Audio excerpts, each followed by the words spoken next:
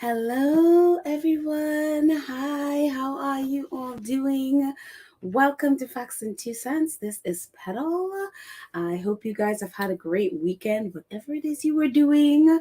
But as you know, we are a channel that supports the Duke and Duchess of Sussex, Harry, Meghan, Archie, Baby, Lily, Mama, Doria, Poola, Guy, the chickens, all of us here, Sussex Squad. Welcome, everybody. Again, I hope you guys had a fantastic weekend, whatever you were doing. I hope you were able to get out and smell the roses and relax by the beach, enjoy whatever sunshine you had, whatever it is you did. I hope you had fun. I hope that we weren't all, taking in all the nonsense that's been going around for like a week and something now, and that we've all been able to have some time of positivity and relaxation, and or whether it is just getting some time to just enjoy life and getting away from the nonsense of royal coverage and the royal world and all of the other stuff that's happening. So I don't even have an agenda today. I just wanted to hear from you guys and just to see where you are, what you're going, what's going on in your world. You can call in. I'm actually going to put the link in the chat so you can call in and chat with me, and we can chat about all things Sussex and hopefully positive things Sussex. I know it's very easy sometimes to focus on all the negatives that's out there, focus on all the lies, the misinformation, the misinterpretation, the shading the truth, hiding facts that are there, and turn it into something that is very negative and false, and a whole false. And and so those are the things that could be attractive and definitely the more popular as opposed to the truth. And so that's why yesterday, it's so funny. I was like, how do I respond to all the nonsense that's been going out there, especially put out by, say, the Rupert Murdoch press, which, by the way, they seem to be shaking in their boots about whatever is going to be coming out in court. Hopefully, fingers crossed, the judge allowed the case to move forward. They certainly are shaking in their boots and are throwing everything at Harry, especially Harry and Meghan, including the kitchen sink. And now using I call it the Wall Street tabloid, Wall Street Journal, their Wall Street tabloid, to attack in the guise of, it's just, constructive criticism from a reputable outlet. Not. So they are definitely shaking in their boots, and I'm glad everyone is calling them out and letting people know, no, this is a Rupert Murdoch tabloid that is basically, attacking because they're being taken to court for phone hacking, blogging, etc. So, so all of that stuff is going on. So with all of that stuff, I was like, well, what was the best way to, sort of respond to this? And we can talk about it, until thy kingdom come, I guess. But I think it's so important to put out and really focus on what the Sussexes have actually done, and the success that has happened, and that has been, that for the projects that they've put out and all of that stuff, it's been incredibly successful. And so I put out a video yesterday, which I was trying to pull in here, and it would not allow me, because I was just like, and I figured out too late how to convert it, because apparently I did it in an MOV, which is the, movie file. And I needed to have it in an MP4. And I was like, well, how do I convert it? I actually just thought it was an MP4, and I thought StreamYard would just allow me to pull it in as an MOV file, and it wouldn't let me do it. And then of course I figured out too late, just as about to jump on here, how to convert it from an MOV file to an MP4 file.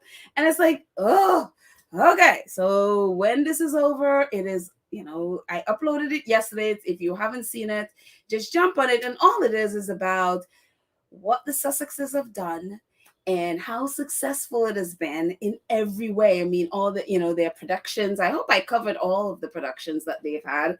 I may have missed one or two or whatever, but I didn't add in like the articles that they wrote, so I think I'll do another video with that.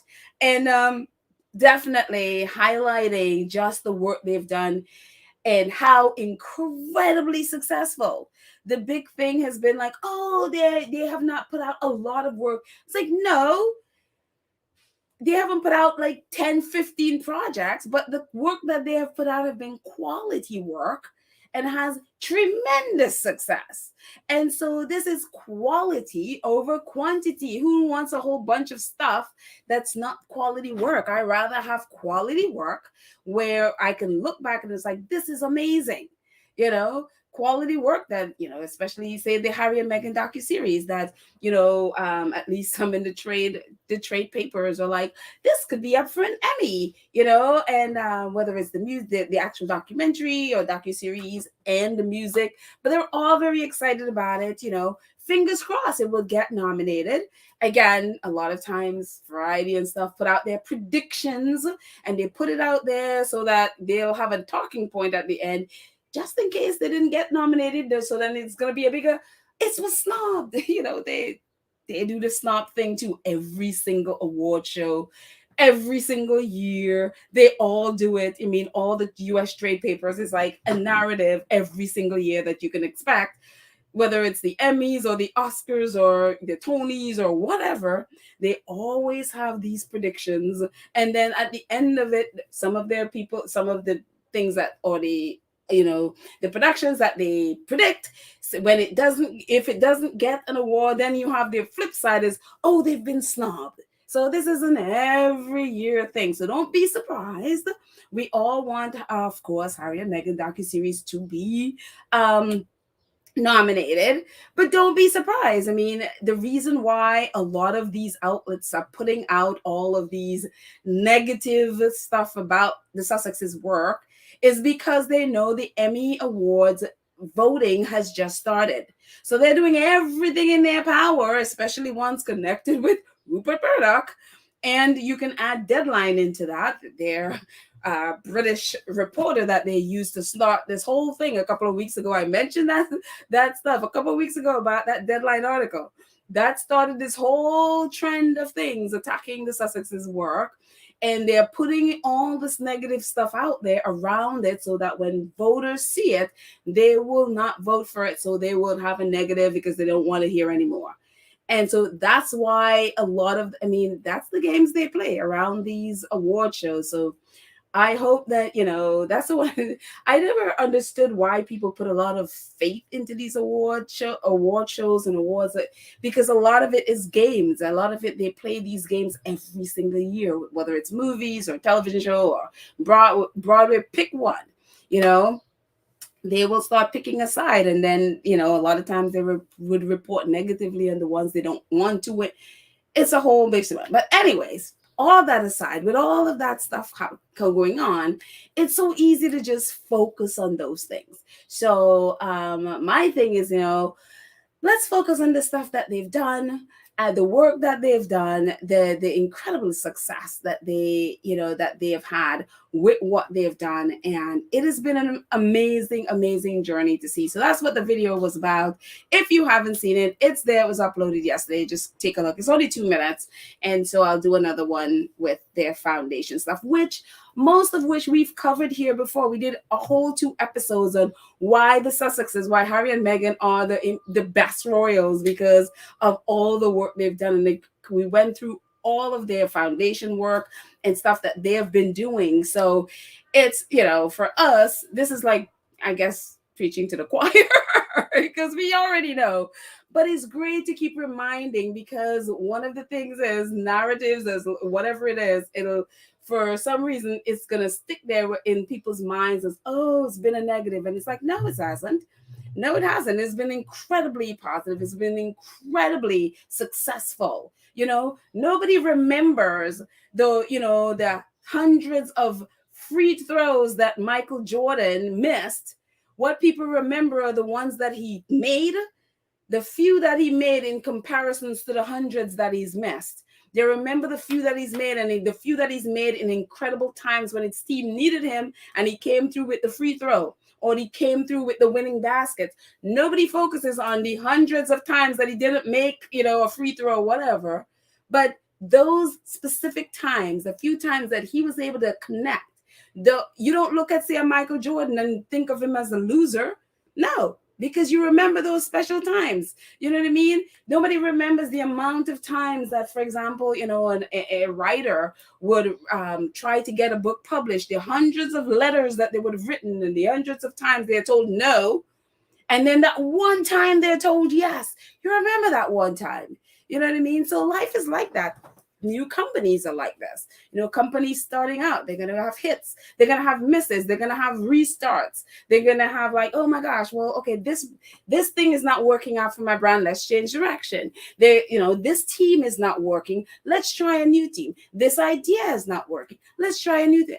Every single company goes through this. Every single person trying to start a new company, every single entrepreneur starts it. So to see this blown up as some major thing, it's just like, if you have a company has not gone through any of this, I would really start thinking, do I really have a company? And what are we doing?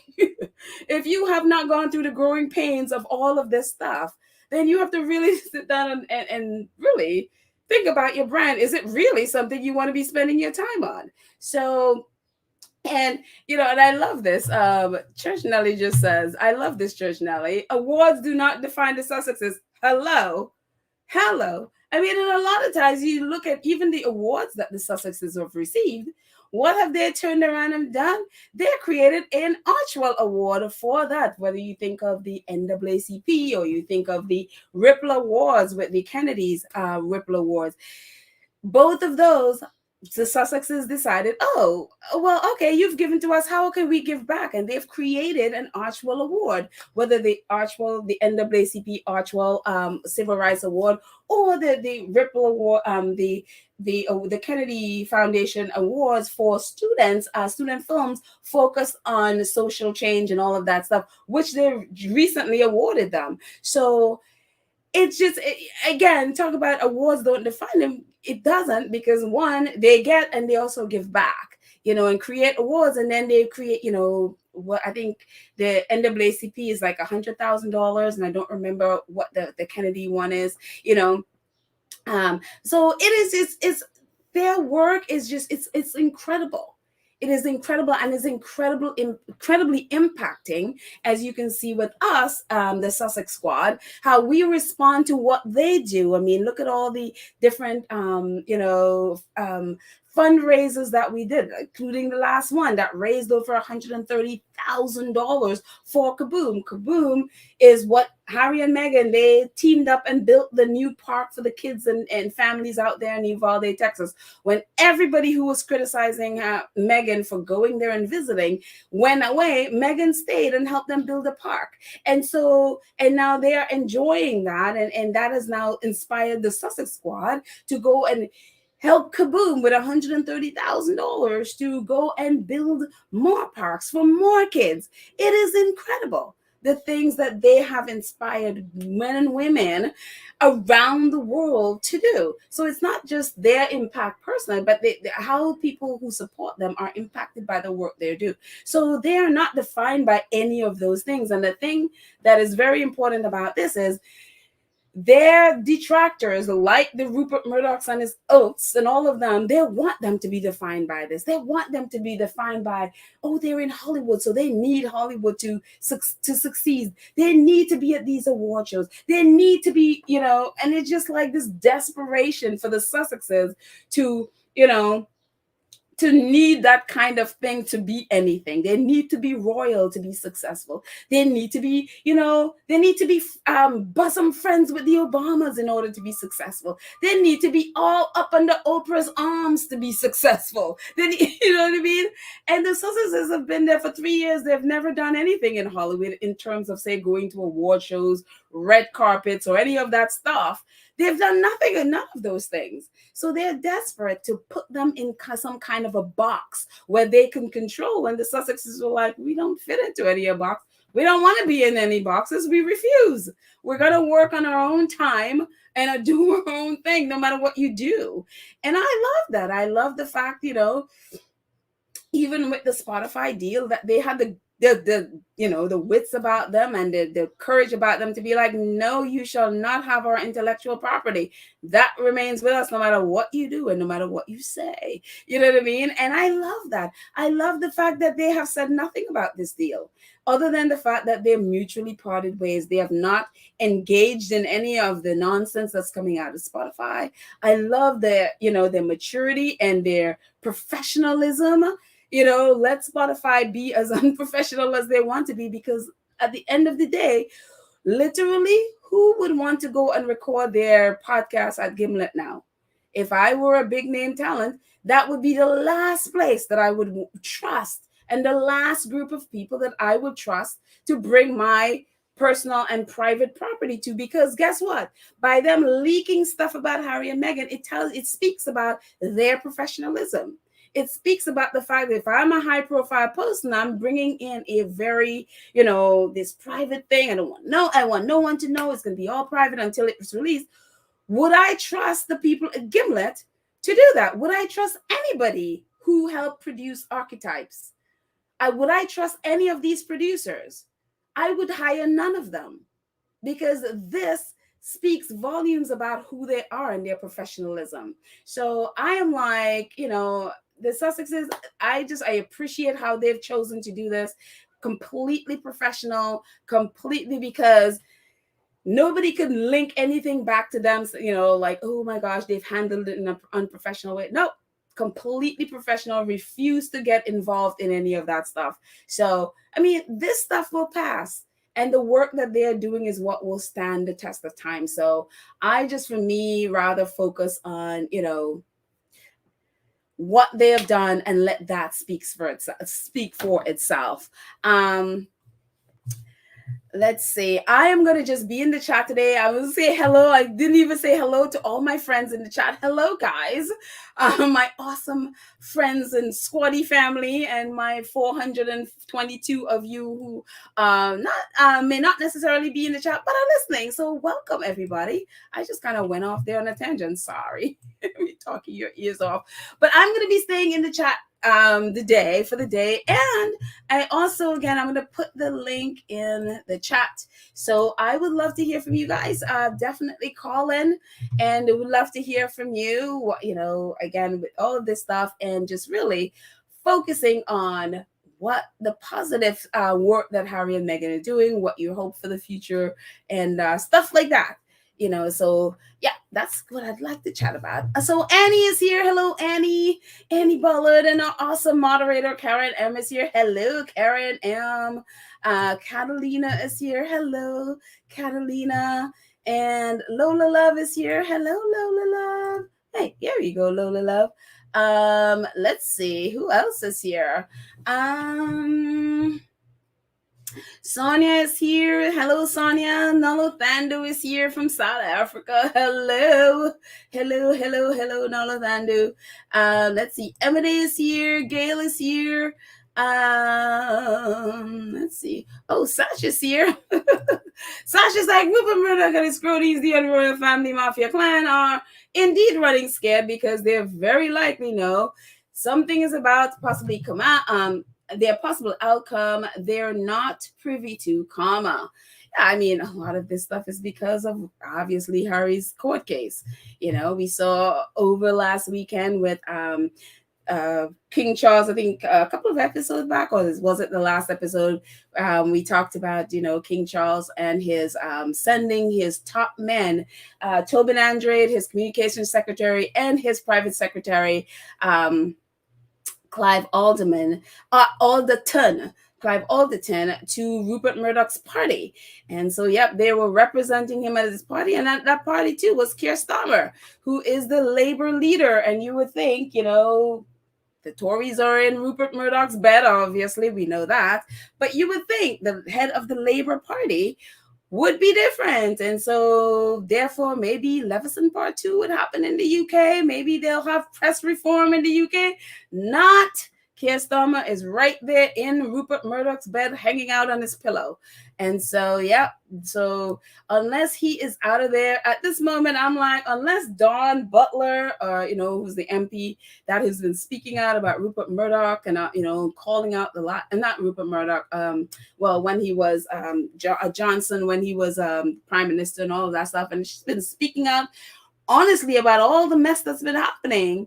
And so unless you have somebody like that there who is willing to take on the likes of Murdoch, who's willing to call out stuff, nothing is going to change. Not one thing is going to change. And it's like I really appreciate the fact that Harry and the other people are calling out the press and are taking them to court. But unless there is a sustained, airing, I guess, and a sustained campaign against the press, the public, honestly, they don't, they're so into their tabloids that they don't seem to care. A lot of people don't seem to care. A lot of people have the impression like, oh, this was, years ago. So, so what? Okay. They don't seem to care. And I think the campaign to attack the Sussexes has been successful in the UK, where a lot of people buy into that narrative. So unfortunately, unless something changed above at the top of the Labour Party, if they get into,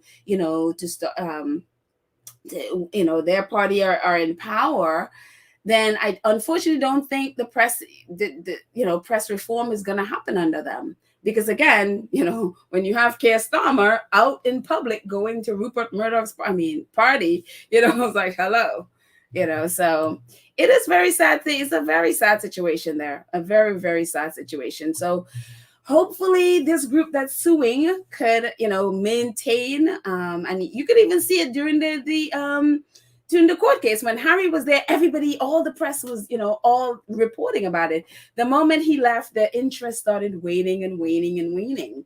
And so, hopefully with this coming week, and I don't know, is Leslie F here? Leslie, if you're here, if you can call in and, let us know this week. Actually, I guess starting today, I have to check it today. I didn't get a chance to. I'm assuming from today or tomorrow that their closing arguments is going to be, for this. It's been a whole month of testimony. So the closing arguments are going to be this week. And again, we are for the case, the Prince Harry and others, their case against the Mirror News Group.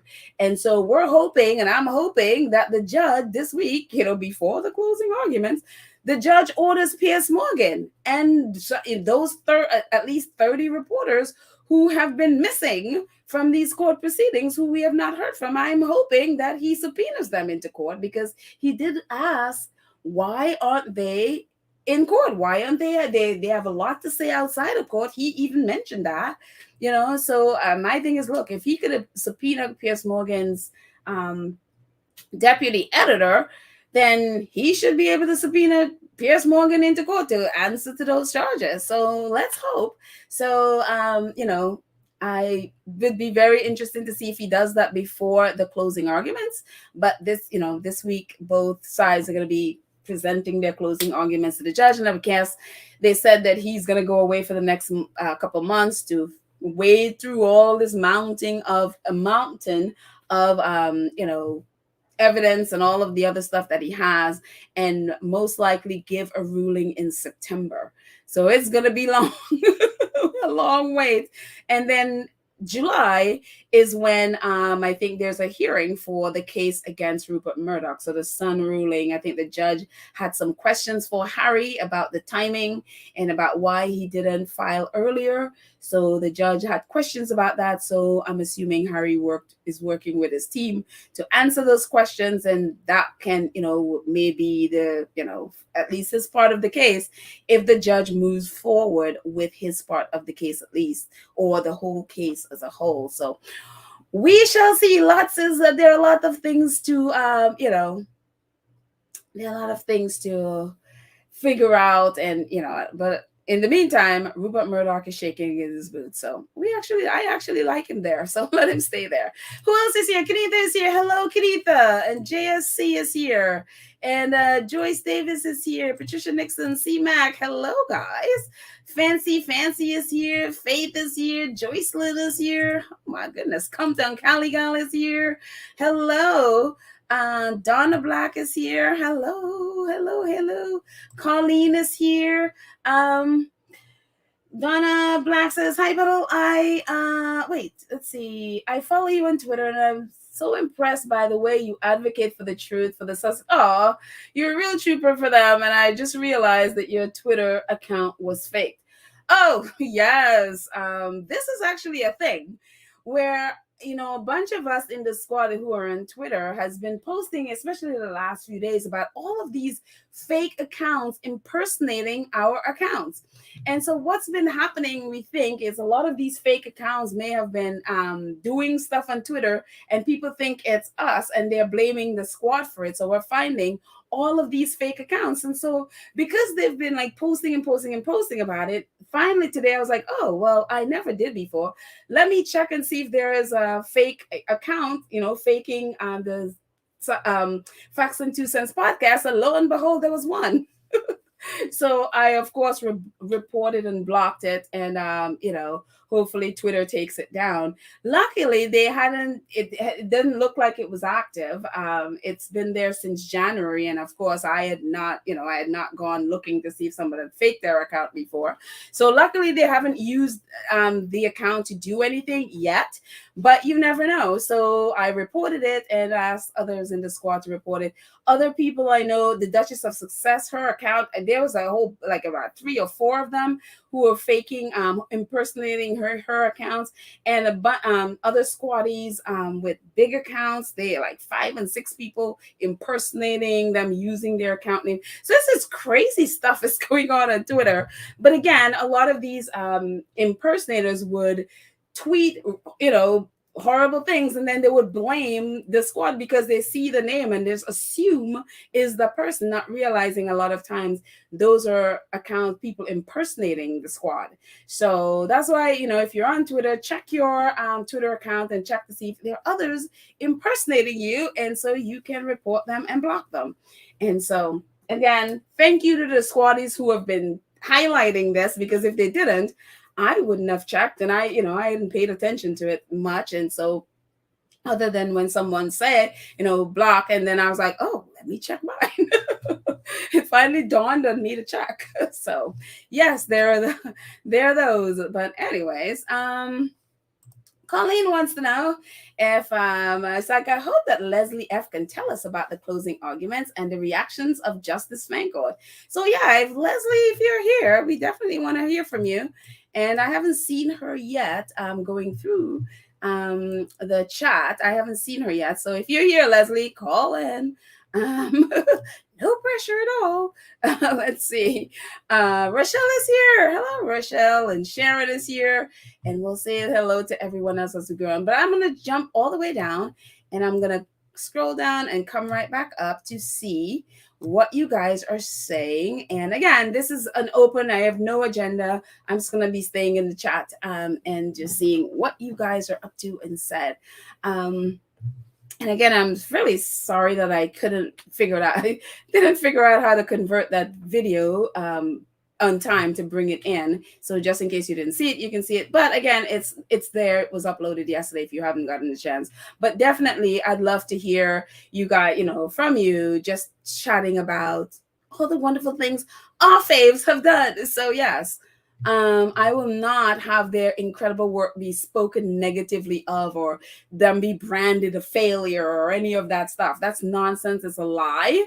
And I will not allow, for me, I will not allow that around me in any sense of the word. Like, hello, my thing for anyone who even consider to form their mouth to say the Sussexes has failed is like, I would, and I've given out this challenge, a few times on Twitter now. I would love to know any company who started their anyone or any, organization, whatever, who started a company the same time the Sussexes have in the middle of a pandemic in 2020. Actually, their company actually really got started in 2021, but they formed it in 2020. Anyone who has formed their company in 2020, as the Sussexes have in the middle of a pandemic, who has accomplished more than the Sussexes and have been more successful than the Sussexes to this point. I dare anyone to post that. I dare anyone to show me someone who has been more successful than the Sussexes. And including, some, especially with the Sussexes situation of moving in the middle of a pandemic, having a miscarriage, having a baby, and then raising two toddlers in the middle of all of that, in the middle of a pandemic, starting a foundation, doing a podcast, doing a six-part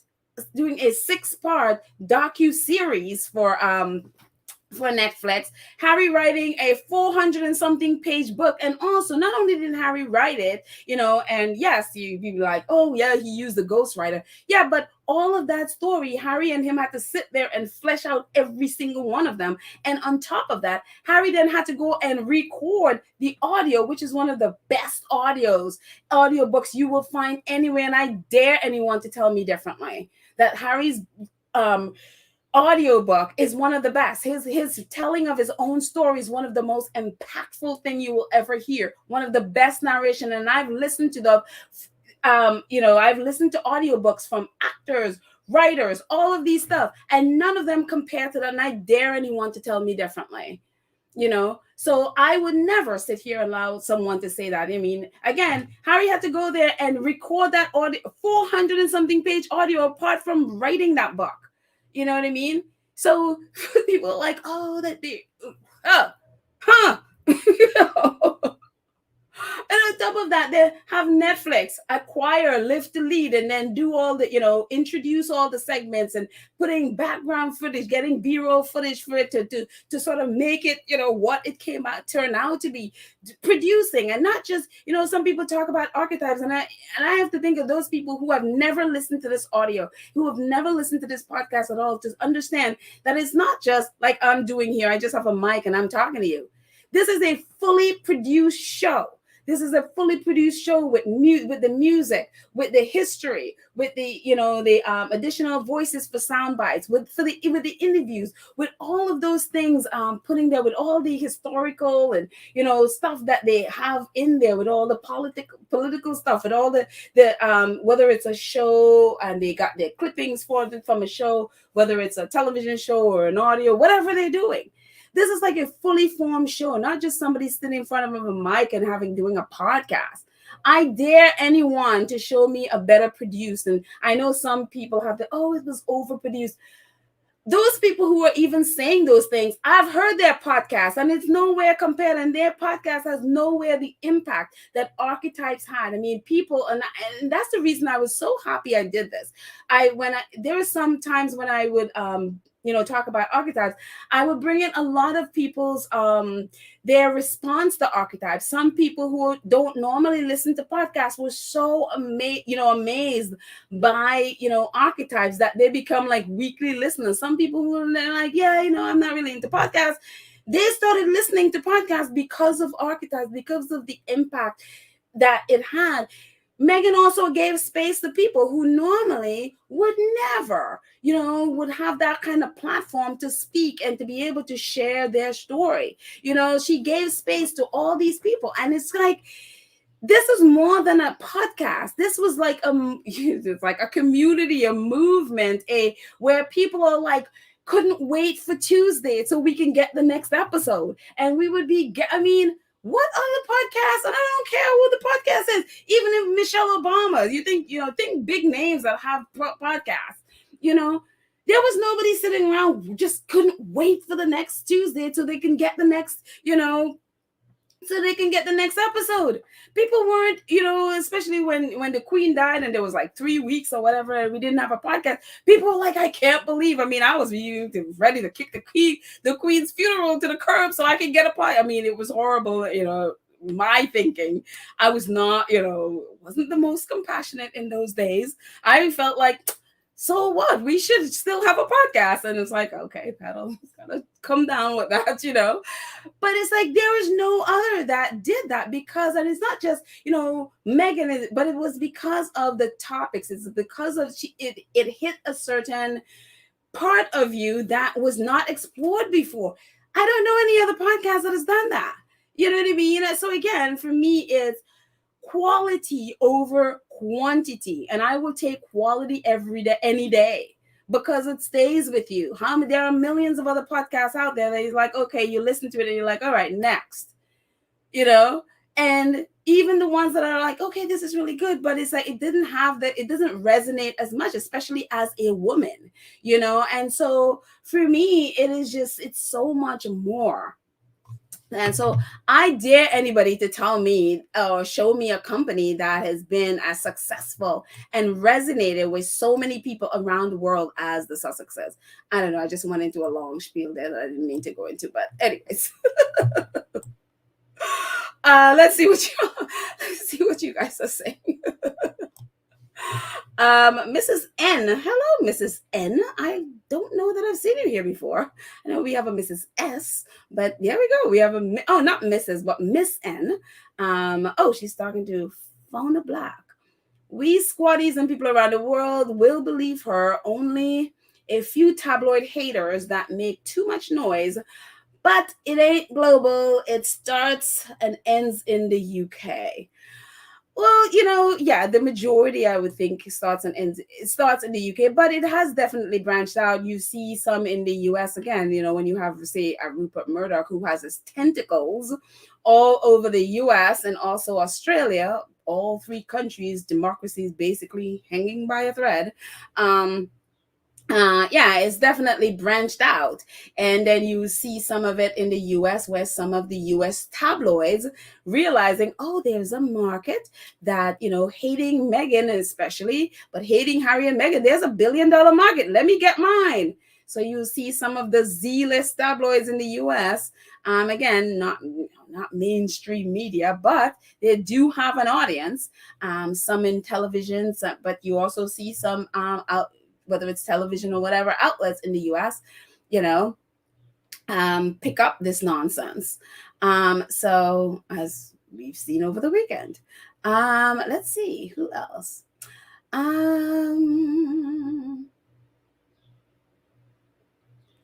Let's see. Oh, I just realized I forgot to do my thing where I only limit this to only subscribers for a week. I just realized I forgot. Okay. Hopefully they wouldn't notice and not come in. But if I see trolls in here, I'm gonna have to leave you for a second so I can go and change my settings. And I just realized I forgot to change the settings. Oh my goodness. I totally did. Let's see who else is talking stuff here. Joyce says, as I've said before, what Harry and Meghan have done in 3.5 years in the US as completed work is exceptional. I love that. Yes, it is absolutely exceptional, Joyce. It is absolutely exceptional. And especially where you see that, these are parents of toddlers, one of which born in the middle of a pandemic, in the middle of them trying, opening or starting their company, having a miscarriage and then having a baby, in the middle of trying to start a company and doing all of this stuff and doing all of the things that they have done has been amazing. It has been absolutely amazing. And I'm glad to see squatties refusing to accept the nonsense narrative and are pushing back and like, no. Let's look at the work that they've done. And let's compare it with other companies, shall we? and we can see who's a failure and who's not, you know. And then it's like, when you have a book who is, especially Harry's book, that's been number one in, the New York Times number one, and just about number one, just about everywhere that it's been, the US, the UK, Canada, all of these places, number one, and been there for 3 months as number one, fell out of number one, went back to number one, back in the top five. And it's just like, hello, it is the book to read of the year. You have the same thing. Tell me a couple that have two New York Times bestseller, number one bestseller in a family. Tell me, of a company or a family that has that. And then you have the Harry and Meghan docu-series, the most watched docu-series ever for Netflix. Over 1.9 billion views. That was like 3 months ago. Heaven knows what it's now. I don't have it there watch hours now, but it's like, hello. These are massive numbers for the things that they have done, so I'm telling you. Let's see. Mary 8 says, exactly, Petal. The Sussexes have done remarkable. All the venomous, poisonous hatred they face and still outdone anything the royal vipers did. Can you? Hello. Who has this kind of ridiculous attacks on the daily basis? And ridiculous, even just the last 2 weeks, ridiculous attacks on a company that is like 2 and something years old. Every single company that, first 5 years are literally for trying to find their footing, trying to find what works, trying to find what team works, what content work for them. There's going to be massive changes and upheaval. That is how every single company works. And I guarantee you, when Rupert Murdoch's company, News Corp, was starting, that was exactly the way they are. Every single company, when they're starting out, goes through these. So that's why I think the majority of the US press is not really picking up on this nonsense, because everyone knows when you start a company, especially like a production company, hello, and especially it's like a content-based company where it's like, you have different ideas, some work, some don't, some fails. And it's like, it is the most normal thing in the world. And so to attack a company it's just like, are you serious? And again, if you have a company and it's not going through all this stuff in the first 5 years, you have to really think, what are we about? So RSVP 1224, thank you so much for your super sticker. Thank you for your support. I really, really appreciate it. Thank you. Let's see.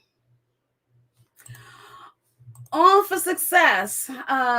X. Hello, how are you? Says, as a newbie to YouTube channel, as a newbie with YouTube channel, production includes many tasks and skills. These are real jobs being done. UK media trying to divert from their evil works. Absolutely. Absolutely.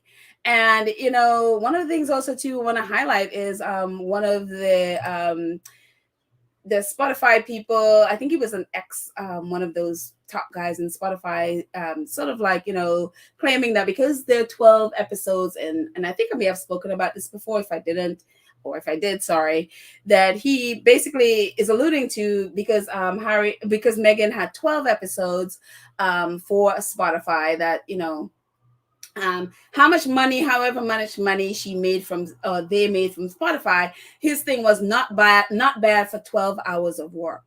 And that is so, like, if you've done a podcast, any person who has done a podcast, and I do a podcast, as you know, we all, this is one, and a person would say, oh yeah, a podcast only takes an hour.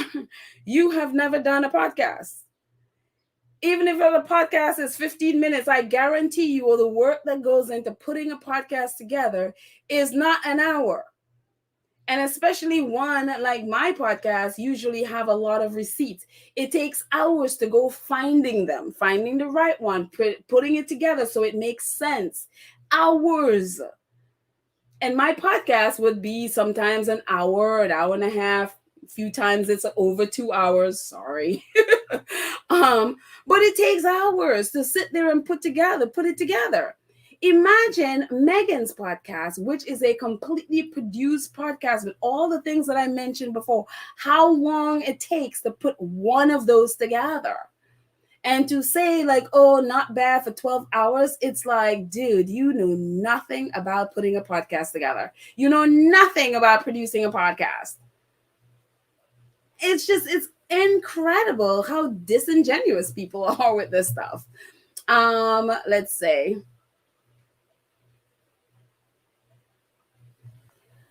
Joanne Baker says, oh, she's talking to Hot Truth. I agree. I stopped watching ET about a year and a half ago when they began using Katie Nichols as a royal-based correspondent, allowing her to spread lies.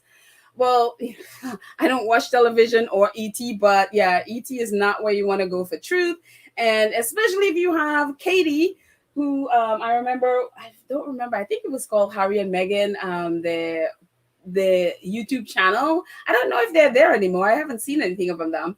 But the guy, Hugo, I think his name was, he used to call her Katie I Know Nothing Nichols.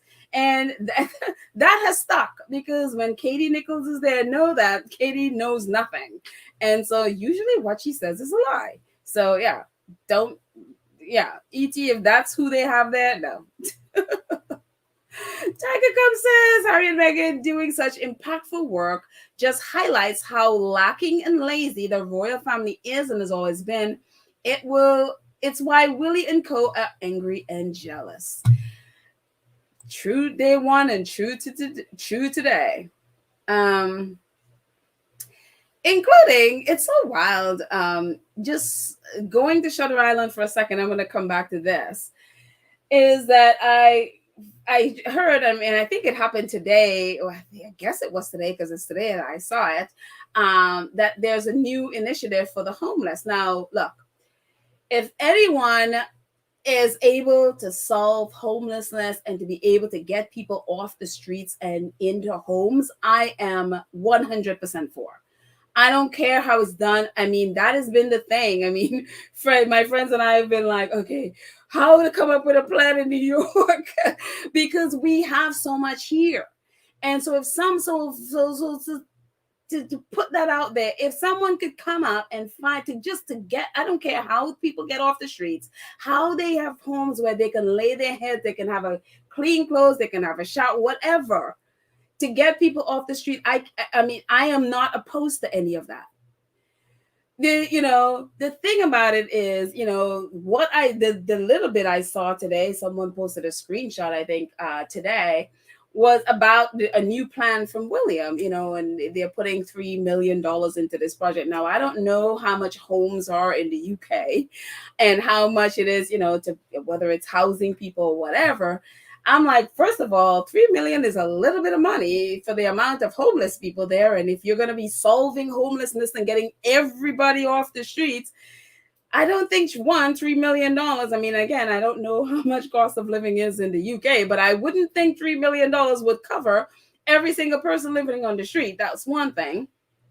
And two, this is a project that is supposed to last the next 5 years. And three, apparently, one of our wonderful squaddies posted a screenshot of one of their supporters calling him out for stealing someone else's idea from Canada. This whole, whatever the name of his initiative is something that is done in Canada with almost the same name.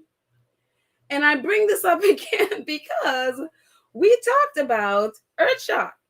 And Earthshot being Ignace Shope's idea long before William had it. And it's just like when his own supporter and someone who hates the Sussexes is calling them out for stealing someone's stuff from Canada and not giving them credit, it's bad. We talked about the same thing with Earthshot. He has never given Ignace Shope. Ignace Shope is a Belgian environmentalist who came up with the Earthshot. I mean, they're literally pictures. We talked about this at length on this podcast.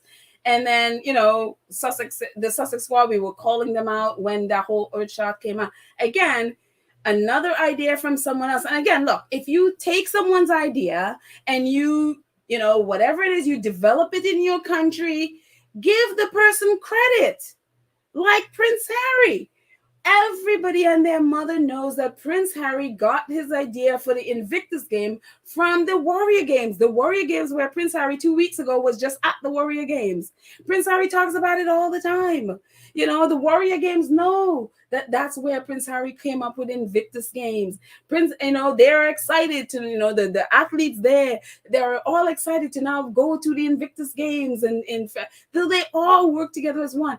Everybody know Harry's not shy about giving credit to the people where he got the idea. And this is the thing with William. It's like he comes up with these things, and then you realize that, it was not an original idea, but he took it from someone and literally takes almost the same name. In the case of Richard, he took the same name and don't give credit to where he got it. And then he's advertising it as his own. And it's just like, dude, once again, you're doing the same thing. And when your own people calling you out and putting screenshot on Twitter, it's a problem. So it's just like, and again, look, if he's able to, as he said, solve homelessness for 5 years, in 5 years with 3 billion, I'm like, good luck with that, dude. Good luck, But look, I am all for whatever it takes to get people into homes, get people into a place where they do not have to live on the street. I am all for it. But at the same time, don't be stealing people's stuff and calling it your own and doing this whole big publicity stuff. And then taking credit for stuff that you found online or wherever you came up with it, and then using almost the same name and claiming credit for it. It just... And then of course he's in bed with the tabloids, so they're not gonna call him out on it. This is his great idea, this is his life work, and it's not a PR stunt. And you always know when when Kensington Palace or Buckingham Palace gives the royal reporters and their British reporters, when they give them talking lines, because they all, instead of trying to find different ways to put things, they all come out with the same line, so it came from the palace. And it's just like, I wish you guys would be a little more creative and not, blurt this out so that the whole world know that you were given this specific information to tell the world, it's not a PR stunt. Yeah, it's a PR stunt. So anyway, it's ridiculous. It is absolutely ridiculous. Unbelievable. And so, when you don't have original ideas, this is what you do. This is what you do. But anyways, moving on. Let's see.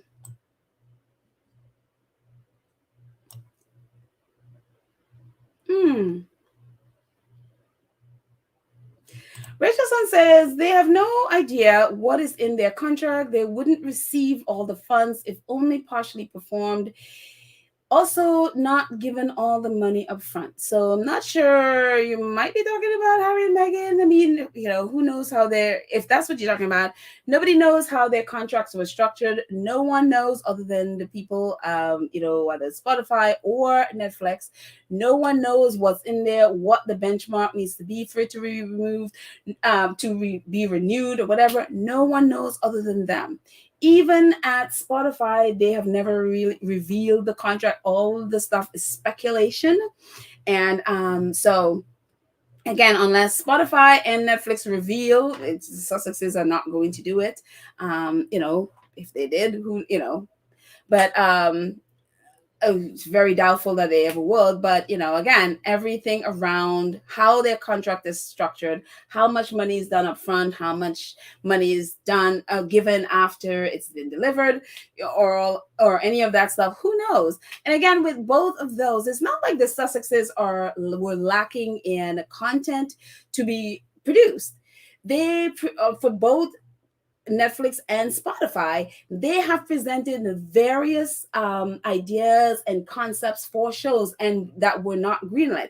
Even some that were greenlit, they were then the whole, for example, in the case of Meghan's Pearl, the whole Netflix gutted their entire and people, and for some reason, people are accepting this nonsense about, oh, the Netflix didn't want to do their poll, without being honest about the fact that Netflix gutted their whole department, their whole animation department, just about gutted the whole thing. Lots and lots of animated series and stuff that were in development, including Ava DuVernay's, who had hers, and a bunch of other people, big names that had their projects with Netflix.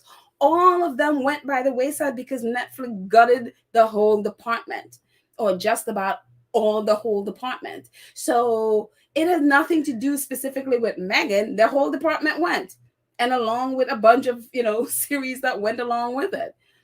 So even Spotify did the same thing. They teamed up. Gimlet teamed up with another, I guess, podcast outlet to become one, and a lot of people lost their jobs because of that. Nothing to do with the Sussexes.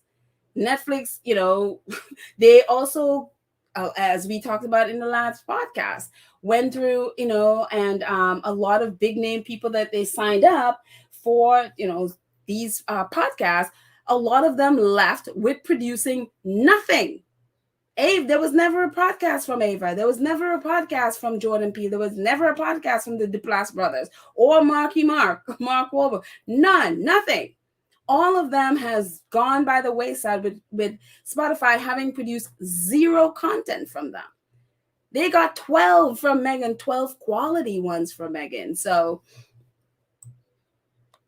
yeah. Let's see. Anfu says, only a fool will say that podcast takes an hour. But what about the preparatory work? Exactly. No one who has produced a podcast will ever say that it takes an hour. I wish. Oh, how I wish. Oh, how I wish. One of my big things is always be like, okay, Paolo, you could do a podcast every single day. And every day I'm reminded, no, you can't. Why? Because it takes so much time to put one together. Apart from if I, like today, I don't have receipts with me. Today I was like, oh no, I just want to see what everyone is talking about. Yeah, I'm just here talking with you guys.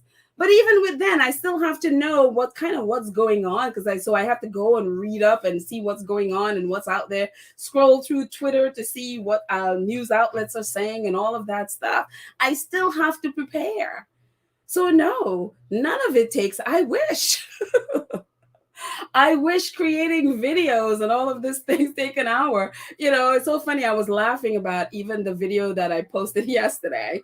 I was just like, Baron could do this in like 2 of these videos in like one of, at least 2 or 3 of these in one day. It takes me a day and a half to put that thing together, because I was like, oh my gosh.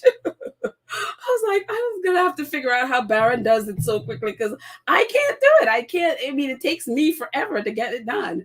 And even today, trying to pull it in, just trying to feel like, okay, how do I convert this to an MP4, which I thought it was in.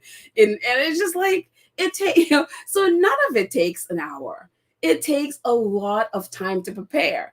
So for me, I'd love to do a podcast every single day, but it takes me so long to put it together. Sometimes by the end of it, it's so late in the night. I'm like, even if I would do, it's just too late. So, but yeah, it takes a lot of time. And that's why for me, unless this is your only thing that you do, and your only thing where it's just podcasting and just making videos, it's almost impossible to do one every day. So for example, like Baron, he is able to do, I don't know what he does apart from this, but he is able to do, and I think Baron does his every day. And I admire that. So, and again, it kudos to him with how quickly he can produce and edit videos. Some of us like me, it takes me a little bit to do it, so, but yeah, it takes a lot. And I know for Baron, it takes him, it's a lot of research for all the stuff he does, and how much videos that he's able to create is just, it's an incredible gift. But it's not an hour. I'm sure it takes him quite a bit, especially putting together those long podcasts that he does. It takes a lot. That stuff could take you all day to be able to put there and to get it, to where it makes sense, where you can present it. I'm sure that stuff takes him all day. So yeah, it just, so somebody to come and say, I mean, and again, to somebody's like, oh no, it takes an hour. It's like, seriously? No. This stuff can literally take up your entire life. So yeah. I just, and for me, I have other stuff that I do as well, so I have to do this and also try to figure out how to do that as well. So it's a lot. It's really time consuming, but wonderful when we get to do it, because we get to hang out with you guys. But it does take a lot of time. It's not an hour. So yeah. Let's see. um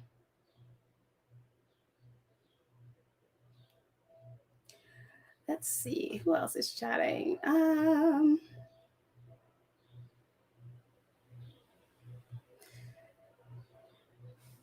Manello. Hello, Manello. Mello says, so sad and strange that these rags see no life but Harry and Meghan.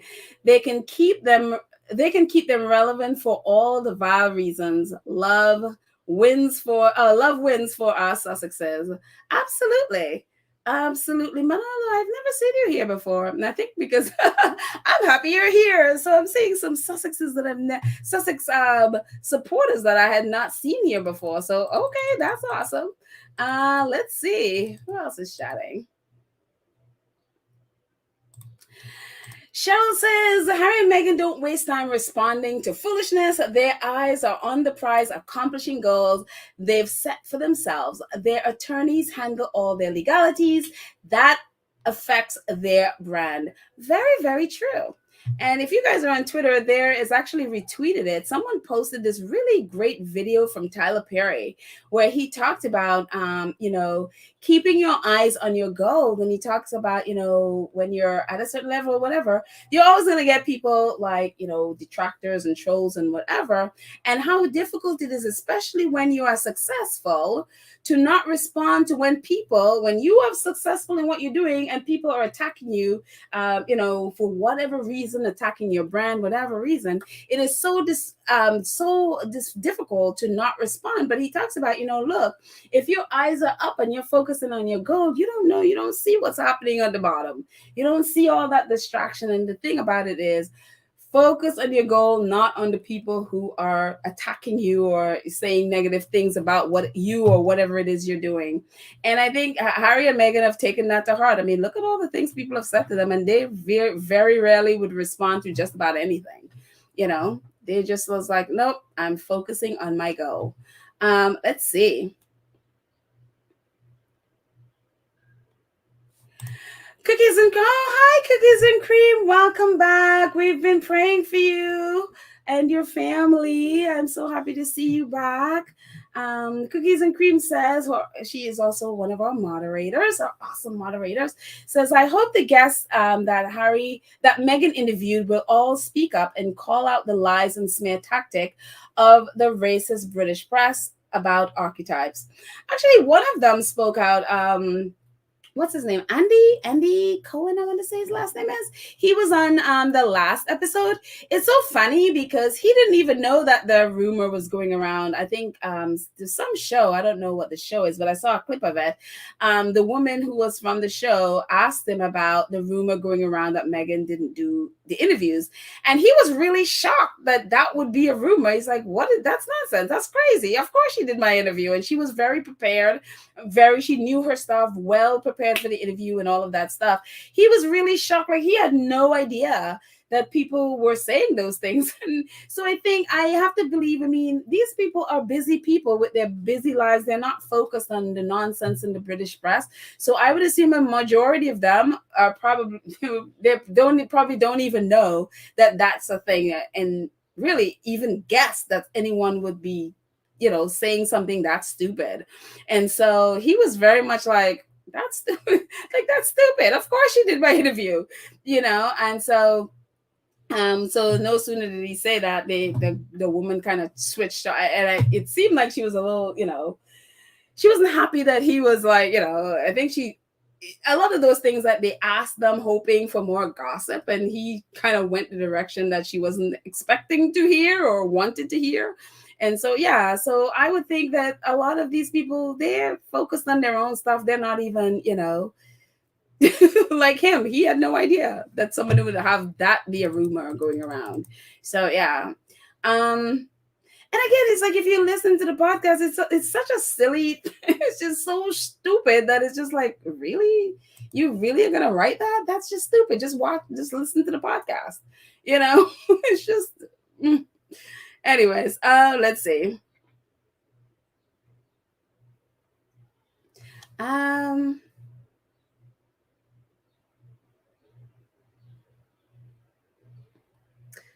let's see. Oh, okay, got that. Let's see. And it says the Sussexes are an inspiration to those who want to branch out.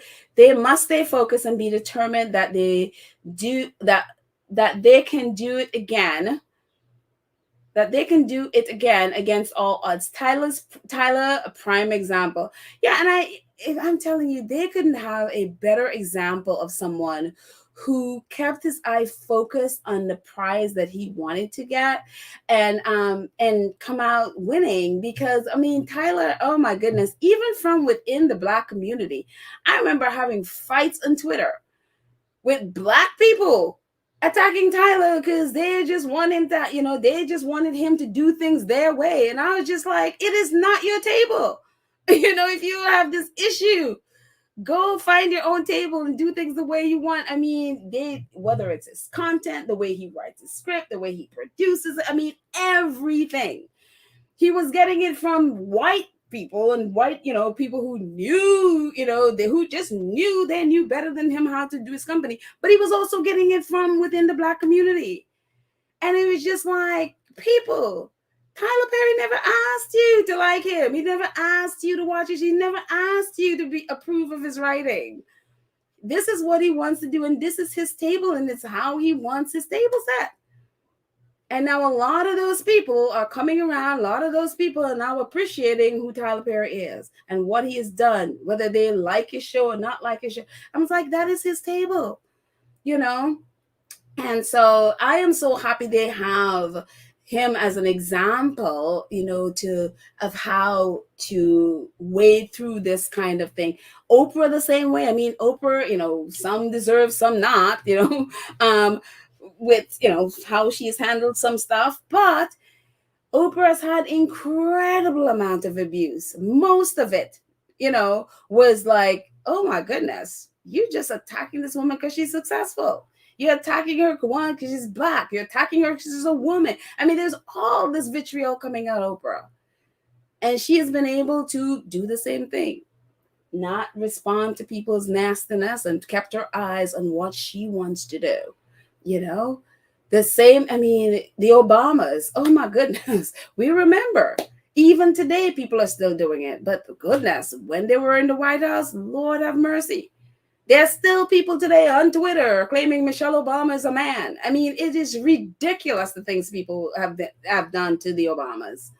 And they have also kept their eyes on the prize. And I know these people are people that they look up to. So I'm really happy that they have these examples of, and so many others that they can look up to and be like, okay, this is not, we can do this. Oprah is doing it. To this day, Tyler is doing it. The Obamas are doing it. I mean, all of these people, so many things. And they're able to keep their focus on what they want to do. And a very, very, very, very limited response to any of the nonsense that goes on. So, yeah.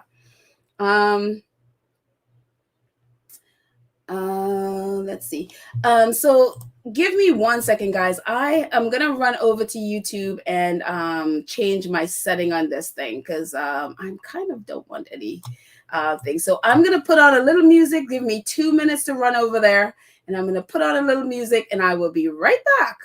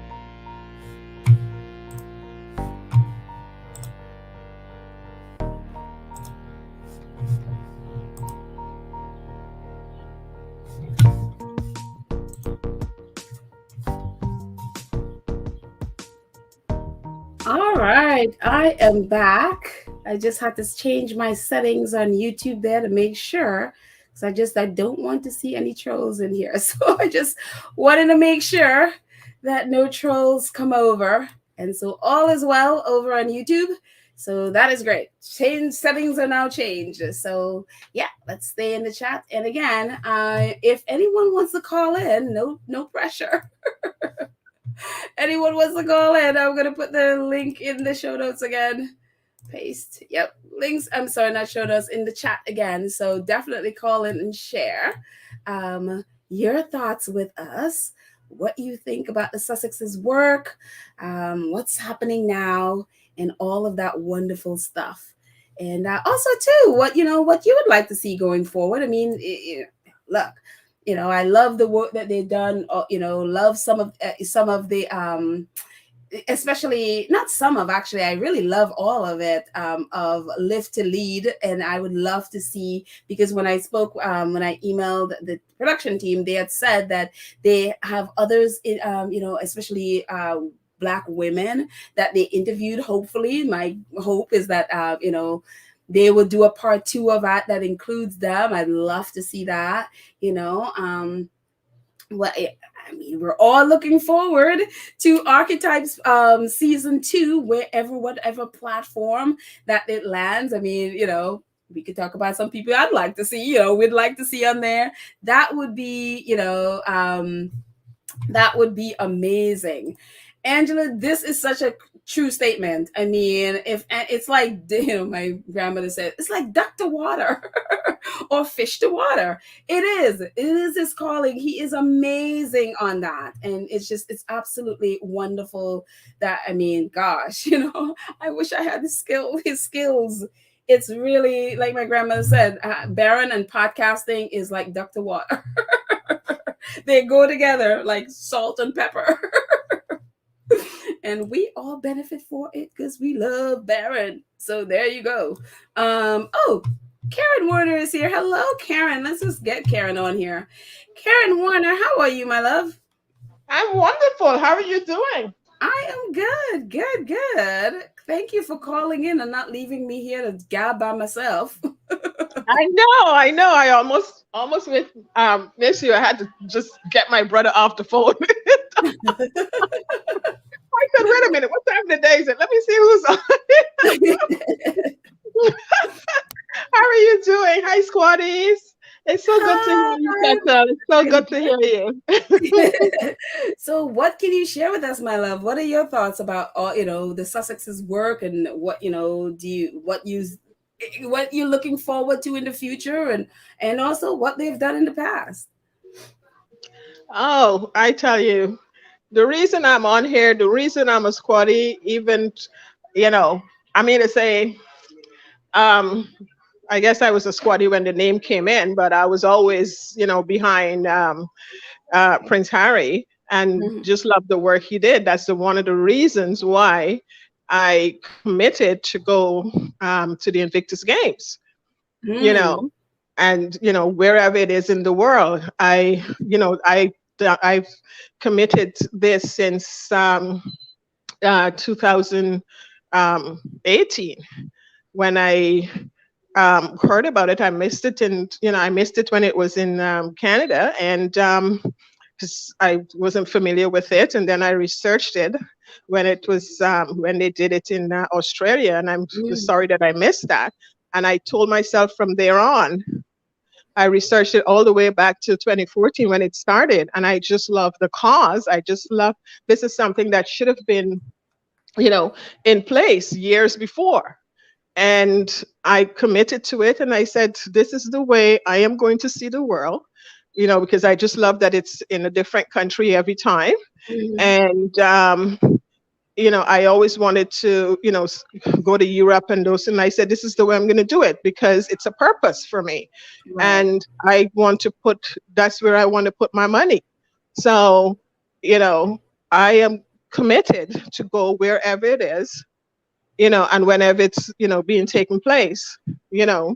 Mm-hmm. Um, so that's how much I love, you know, what it's all about. I love the work. I love his energy. I love when I go back and I see all the things that he's done. Okay, I can't wait to get to Cinta Ballet. you know, because his work is so purpose driven. His work is so good. The causes that he takes on, his passion Mm-hmm. just pours through it.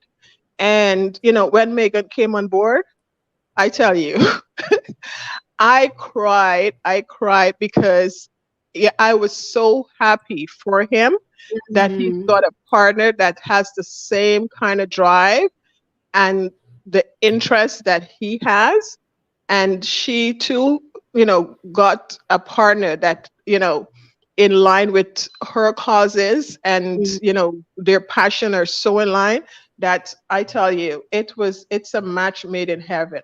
Right. There's no better fairy tale. This, Right. this is it. So whatever is going on right now, you're hearing people talking about, Spotify, all that thing. The ones that are talking, first of all, the business ones, all they're looking for is clout and Mm-hmm. relevance. Yep. Okay? Because they know better. Okay?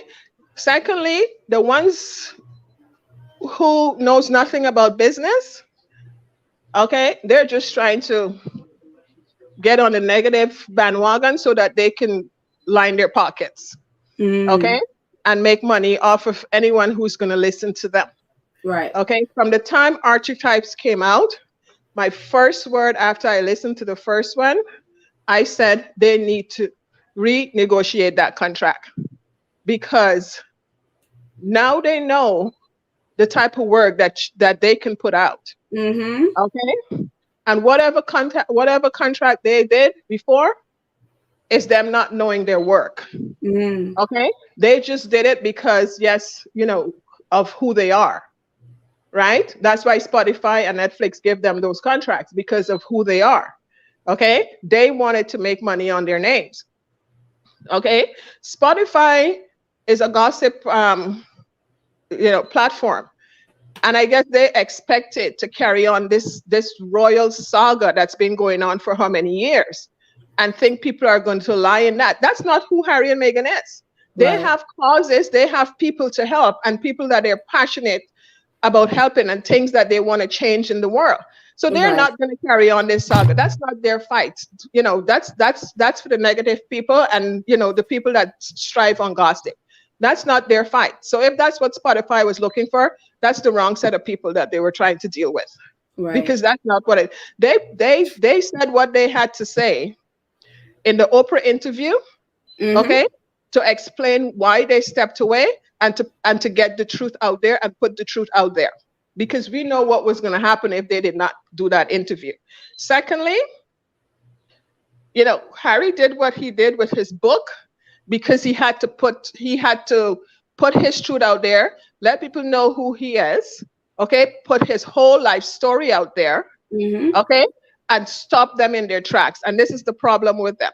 They are cut from the knees, and they have nothing to go. So they're making up all these different stories, and then they're trying to jump ahead, like to do projection on them, because they know that people want to do work with Harry and Meghan. Mm-hmm. Okay, so anyone that they think, okay, is going to be looking at them to do work with them, they're trying to jump ahead to muddy up the waters, right? For example, the situation with the Dior thing. Mm-hmm. Okay, so they're trying to jump to project and to muddy up the waters for Harry and Meghan, so that they Mm-hmm. can make it nasty enough, okay, that people Mm-hmm. don't want this kind of crap coming in their Right. direction, okay, to work with Harry and Meghan. Okay, but these two people are smarter than that.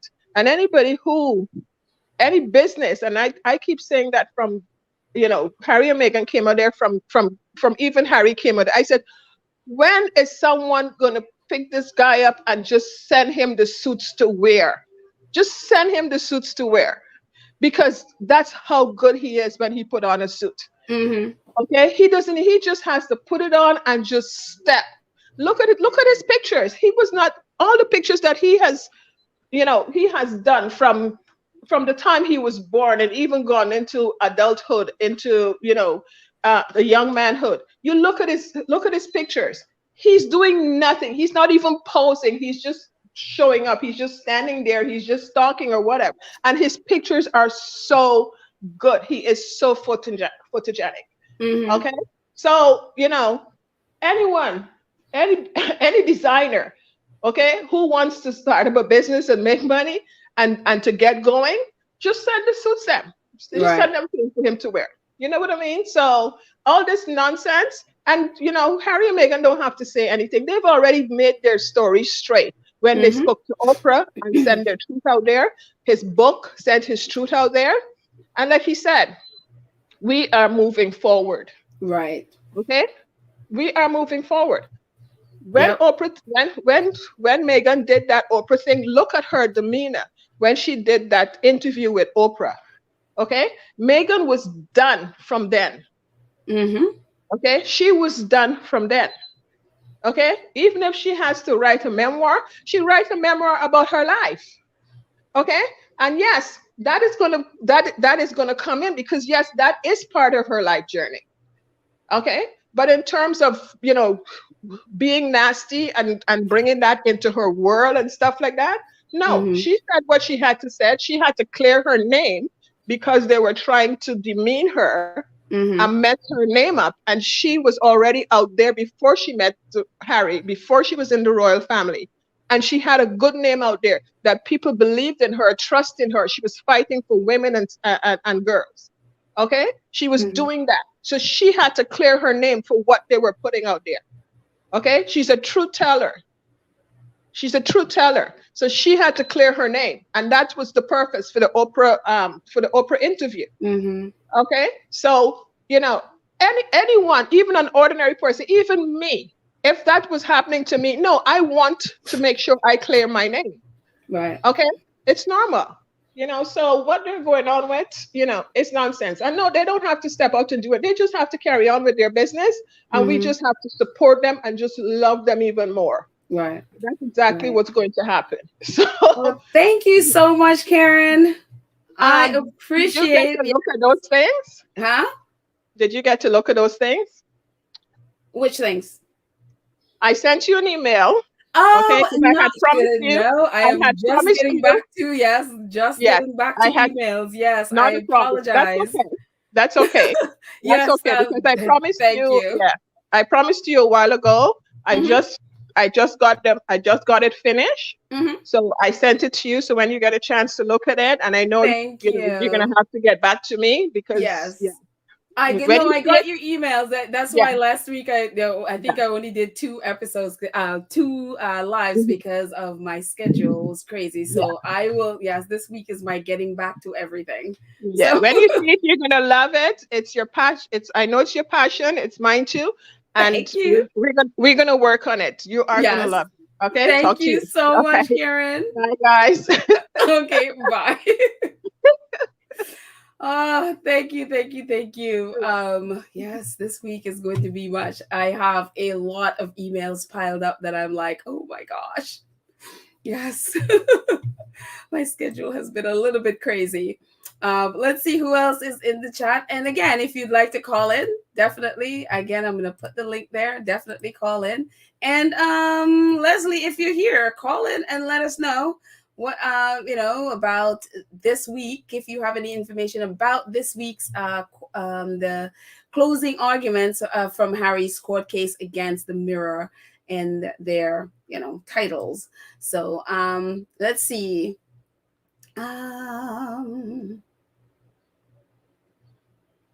Jody says, to how come with the level of manpower consisting of editors, private secretary, comm secretary, PR spin doctors, etc., running around, running things, yet they are scared of one couple. Strange and boggles the mind. I mean, it with everything in the UK, as you can see, it's all about control. Their whole thing is, I mean, it's like a mafia organization, as you can see. It's all about the people in power whether it's the monarchy, whether it's the government, whether it's the press, their whole thing is, and this is what they've been able to do all of this time, is control, especially controlling the money, controlling people's finances. But so if you can control people's finances, then they will always have to come and beg you for money. So you basically have the power over them. And so with Harry and Meghan moving away and making money, that's a big thing for them. They no longer have control as to, what they say, You don't have control of their narrative, which is what the UK has always been able to do. He's, Prince Edward tried to leave. He, tried to do his own company, and that fell apart. Some part of that, Prince Charles allowed his private secretary to basically help destroy Prince Edward's company. They also set up Sophie, to the Sun newspaper, set up Sophie with this fake chic people and all these fake things, where Sophie said things about Prince Charles that turned out to be an embarrassment. Sophie had to basically give up her job or a company, or I think she was in advertising or something. Edward's company failed. By the end of it, he had like a $30 or something like that he ended up with, and then had to go back under the Queen and be completely funded by the Queen. So then there you go. The monarchy again is controlling his finances. He no longer has freedom, and you see what's been going on with Edward, who, by the way, is just, there is something going on with Edward. And I hate to talk about the way people look, they're physical, but Edward, at first I was thinking he's grieving, but now it just physically, he seemed to be ill. And, we learned yesterday, talk about ill, we learned yesterday that Fergie has breast cancer. She was doing a routine mammogram, and they discovered cancer in her breast. And so that's very scary. So I pray that she's able to fight it and beat it. I think she went through surgery yesterday or today, and hopefully everything, they were able to get the cancer. But for us as women, I just had mine the other day, and we know the trials of being pulled and tugged and squeezed when you're doing mammogram. So it's a big wake-up call for all of us. If you haven't had it, I think we need to do it every year, to get your mammogram, because again, this was a routine screening. I don't think there, at least it didn't appear that there's any indication that this was the case. And here we are, she has cancer. So for all of us, this again, a kind of a wake-up call. If we haven't had it done, definitely do it. I did mine last week. And so yes, it's if you've ever, hopefully we've had many, but if it's oh, women have to go through so many things. And so it's just like, oh my goodness. But yeah, it's necessary for all of us to make sure, and if it's there, that we stand a better chance with beating it if it's caught early. So which the good thing on her part is that it was caught early, so she stand a much better chance of getting rid of it and taking care of it. So always that's so scary with cancer. It just, no matter what people are in their life, that is something you just don't wish on anybody. That is just, oh. Let's see more things. Donna Black says Netflix and Spotify viewers and listeners have increased since having a deal with the Sussexes. This is very, very true.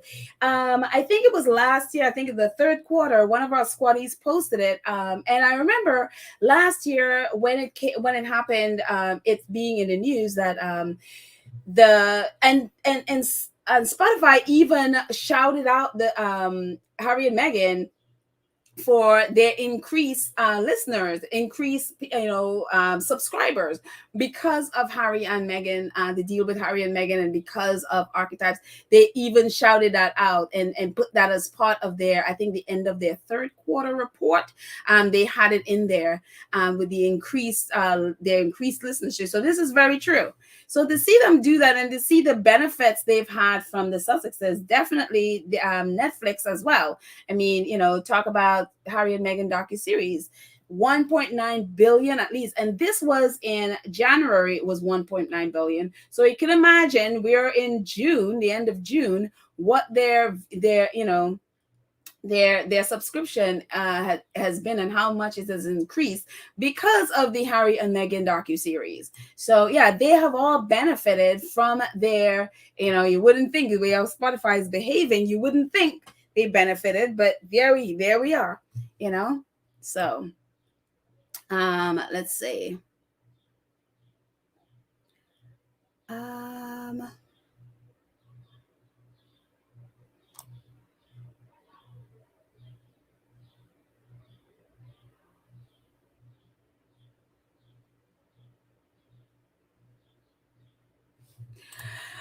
Penny Christopoulos says, "You are doing great." Oh, thank you, Penny. We appreciate your work. Thank you for explaining this. I have put together papers and lessons for school. Hours of good workers, or maybe works. But yeah, I mean, anybody who has had to put together a lesson plan for classes or whatever, you know how long that stuff takes, So same for podcasts, putting stuff together, it takes a long time. It's a very time consuming, and especially if you're editing stuff, video or whatever. Oh my goodness. It eats up time. So yeah.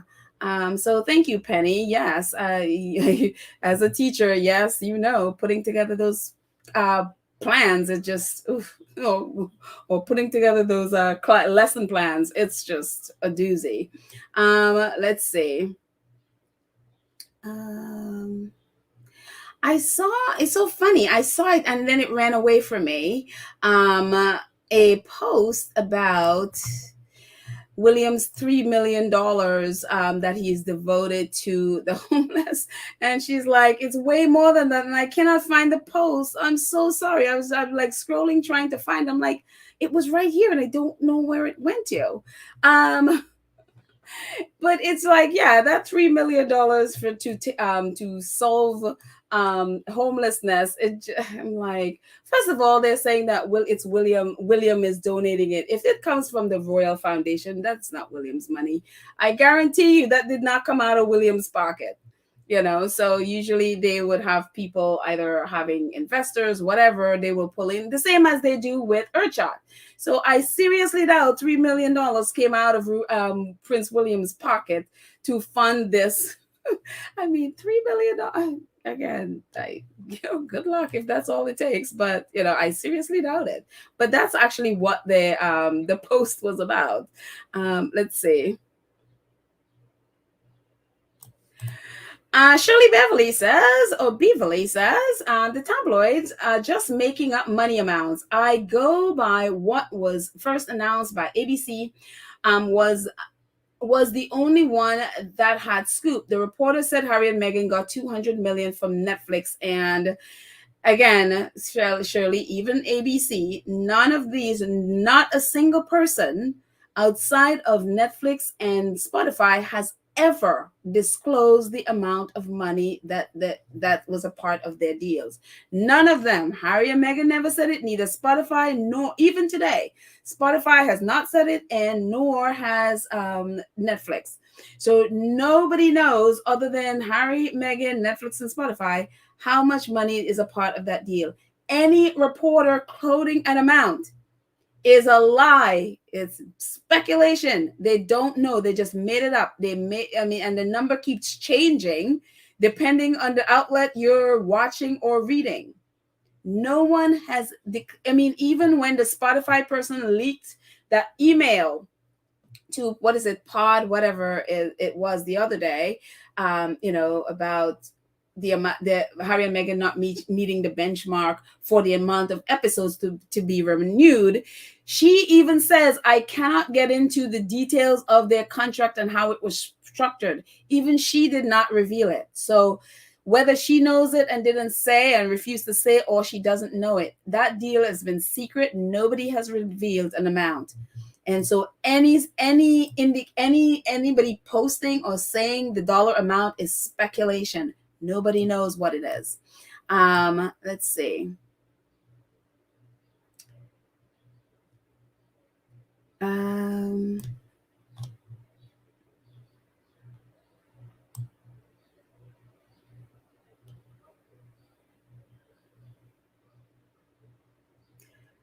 Let's see.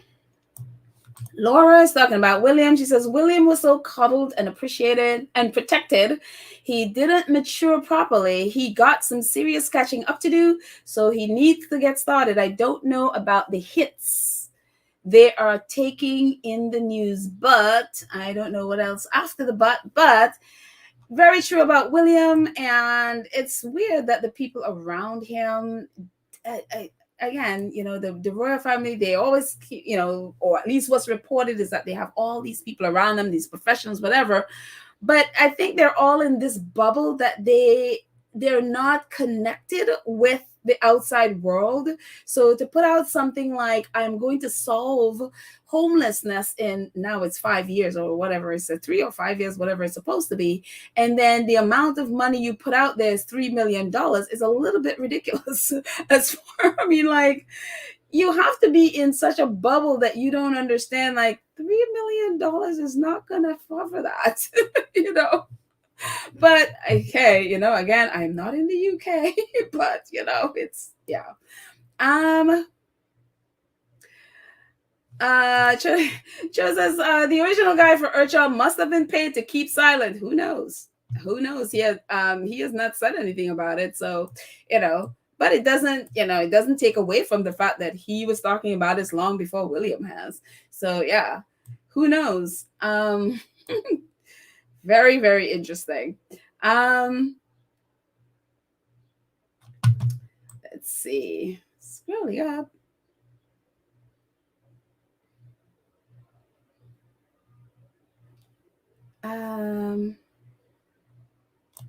Donna Black says, I would think the Sussexes got all of the money up front because they probably had to use the money to get started, not knowing how much they needed to complete the project. Again, I don't know. No one knows how their deal was structured. No one knows. Nobody even know really, how many was like, we literally don't know any. I mean, people could speculate as to different contracts that went out before, what it was, and so they can try to come up with some kind of number that they think. Again, no one knows. So everything around this is just speculating. So let's see.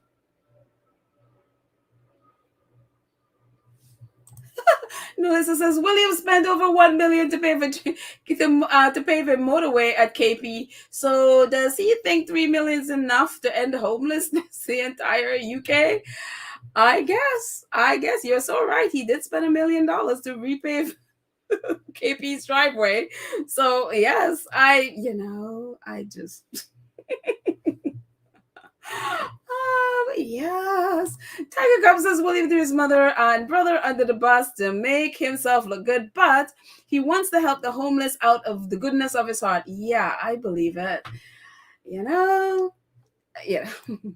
Look, if he can, again, if someone can solve homelessness and get homes for people, I'm all for it. But again, reality, and this is again what happens when you live in a bubble and don't know how the real world works, and you don't have people around you who can speak sense to you to show you, like, this is not enough or not. Yeah. And then to put out stupid statements like, I will solve homelessness, and it's just like, dude, remember how solving the world, what is it, the Middle East peace was your thing, and then racism was it just, yeah. Anyways, Kate was gonna be, she was going to be fixing broken Britain and all of this nonsense.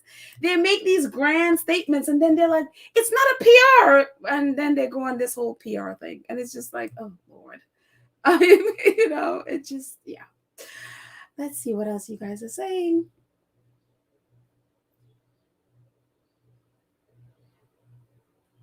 Scrolling up. Laura Bennett says, look, I feel if Meghan and Harry make the other royals up their game, then it's a good thing. I'm telling you, they have definitely upped their game. They have definitely upped their game, and they're out there trying to, do something, with different or, level of success, and some successful, some not. But Harry and Meghan doing the things they do have definitely called them higher, so that they're out there trying to do some stuff. Again with different level of success, nowhere near where Harry and Meghan are with with their projects. But yeah, they have definitely called them higher. So and oh, maybe it was Anne. Maybe this is what I was looking at. And it says, I don't know about the entire UK, but the cost of living in London is higher than New York City. 3 million is a joke. This is what I was thinking. 3 million. I don't know. I just like, and I'm hoping that I read, now thinking about it, I hope that I read wrong, that it said when I saw 3 million. So maybe, I'm hoping that because I think, again, 3 million is a joke. Thank you, Anne. I appreciate that. Yeah, it just, and especially in a country with a cost of living crisis, 3 million. Okay. Let's see. Let's see. And the thing about this too is I don't think he's giving anyone, again, William owns all those homes. And again, he has the whole Duchy of Cornwall available to him with all these homes. And I'm sure a lot of those homes might be, empty, as we've seen in Windsor. They have, some empty homes and stuff. Will he be giving those things to people who need homes? Or will he just be focusing on trying to kick Prince Andrew out of his so he can move into his 30-room home? Again, this is a person who's claiming about the homeless, yet he's trying to kick out his uncle so he can move into his uncle's 30-room home. That, again, with all the other homes he owns and property he owns. I mean, it's again, this is not PR, though. This is not PR, by the way.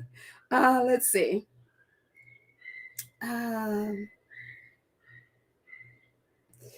Let's see what else is chatting.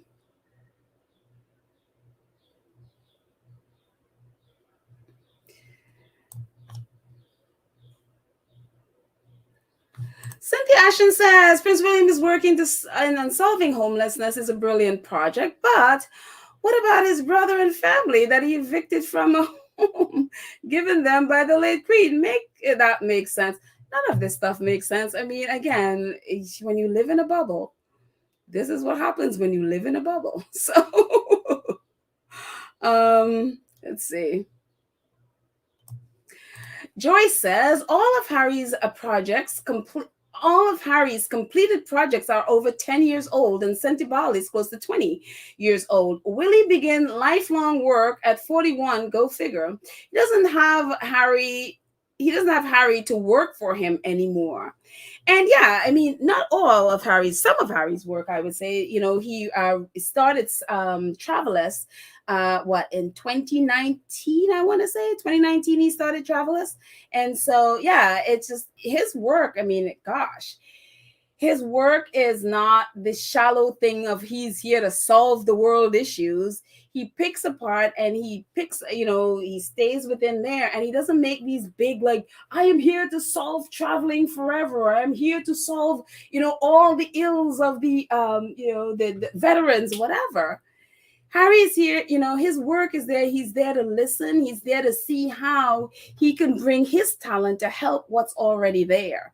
And so he's not like, I'm coming in here to reinvent a reel and my way is going to be the Nobel Prize of things. He comes in, he sees a problem, and it's like, okay, how can I bring what I have to elevate whatever is there? For example, when he did with with the Warrior Games, Invictus is there. Invictus doesn't take away from the Warrior Games, it elevates it. Again, Harry was over at the Warrior Games, being the closing speaker and being with the soldiers and stuff like that. He doesn't come and take away all the stuff that the Warrior Games are. All he did was he elevated it, and he brought in, instead of it being just athletes from the US, which the Warrior Games is, now Invictus Games, including the US and all those people that are a part of the Warrior Games, is now into Invictus, and then he included countries from around the world. So he didn't reinvent anything. He just elevated it and included more people, including the people from the Warrior Games. William and Kate, there's like, no, no, no, no. I'm coming in and I'm going to change it forever. This is how I'm going to solve it. And it's just about their PR. And that is why I think Harry has been so successful in not only his projects, but in getting people to get behind his project. Because again, he's not claiming to reinvent anything. You know, he is elevating and including more people, and so people feel a part of it, as opposed to, oh, I guess what I'm doing is not anything. It's all about William, him solving, solving homelessness or whatever other projects he's claiming is his life's work again. So yeah. Let's see. I am scrolling up.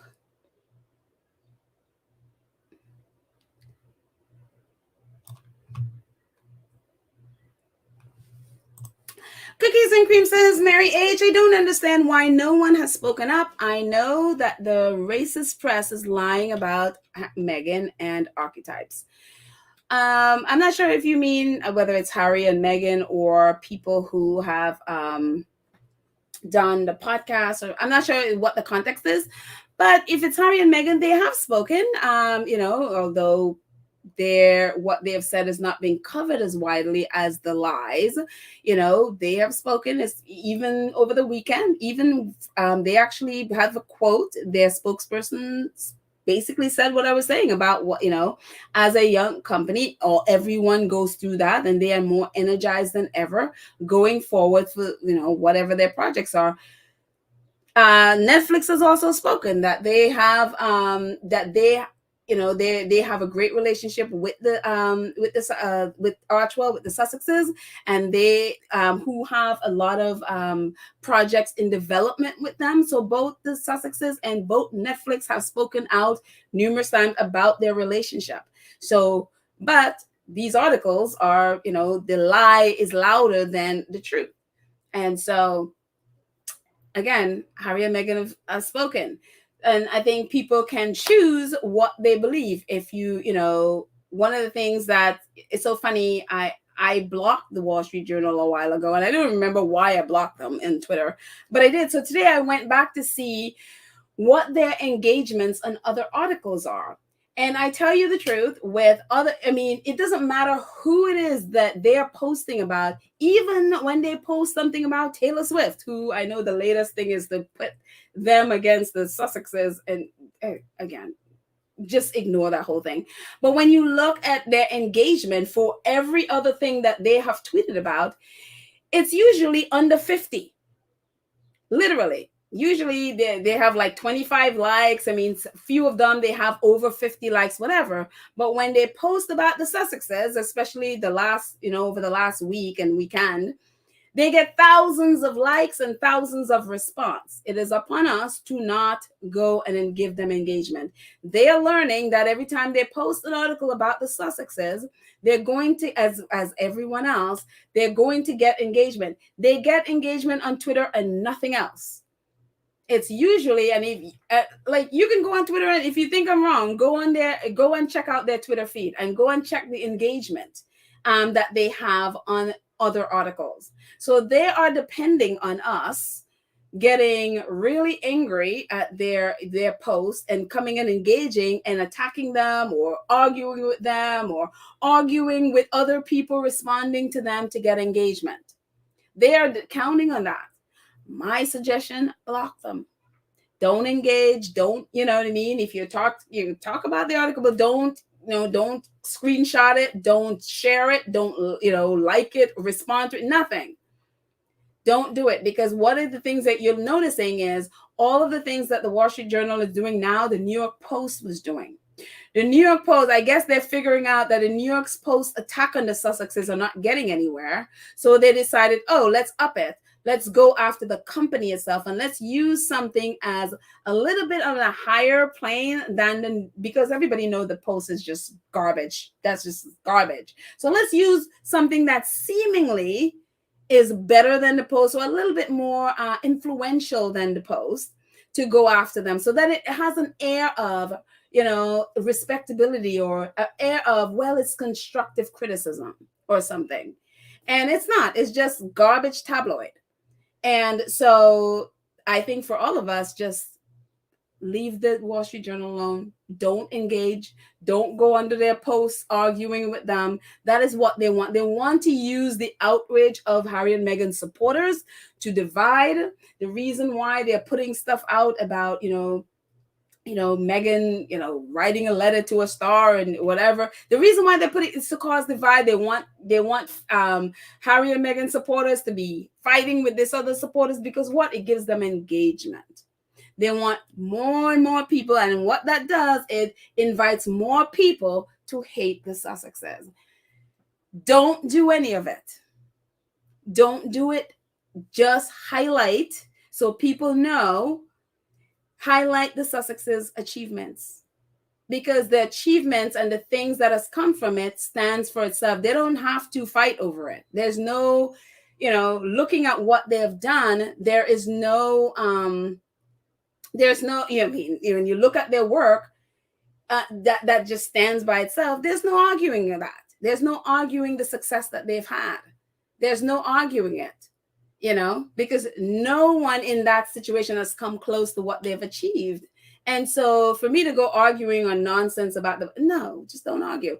Call out the facts. The reason, which is what we've been doing a lot on Twitter, is, just stating clearly the reason why this is happening is because Prince Harry is suing Rupert Murdoch, and Rupert Murdoch owns the Wall Street Journal. It owns the Post. It owns Fox. It owns TMZ. It owns the British Sun. It owns the Times, the UK Times. It owns all of these. It owns all of these other outlets that I can't even remember in Australia.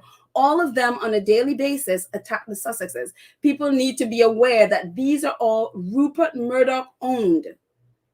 And he is being sued right now by Prince Harry. Therefore, this is what is happening. So people understand the context of, why this is all there. It's not just out of the blue. And not only that Rupert Murdoch owns that. The Wall Street Journal also are in partnership with Gimlet, the podcast organization, the podcast arm of Spotify, that they were the ones that produced with Harry and Meghan Archetypes. Wall Street Journal has a partnership with them. So that's where they're getting all of this gossip from Gimlet, because they're literally working with Gimlet. They're working with Spotify. So they get all of this, whomever it is from Spotify and Gimlet that's leaking it, is because of their partnership with the Wall Street Journal. And so when people understand, it's like, oh, it then makes sense. Like, oh, this is why this is the angle that that people need to understand. And just don't engage with the Wall Street Journal, because why they're doing what they're doing. Let's see. And we are going to end in a minute. Let's see. Penny says, I hope Tyler creates a podcast series. A lot of great people would join him. He did it right.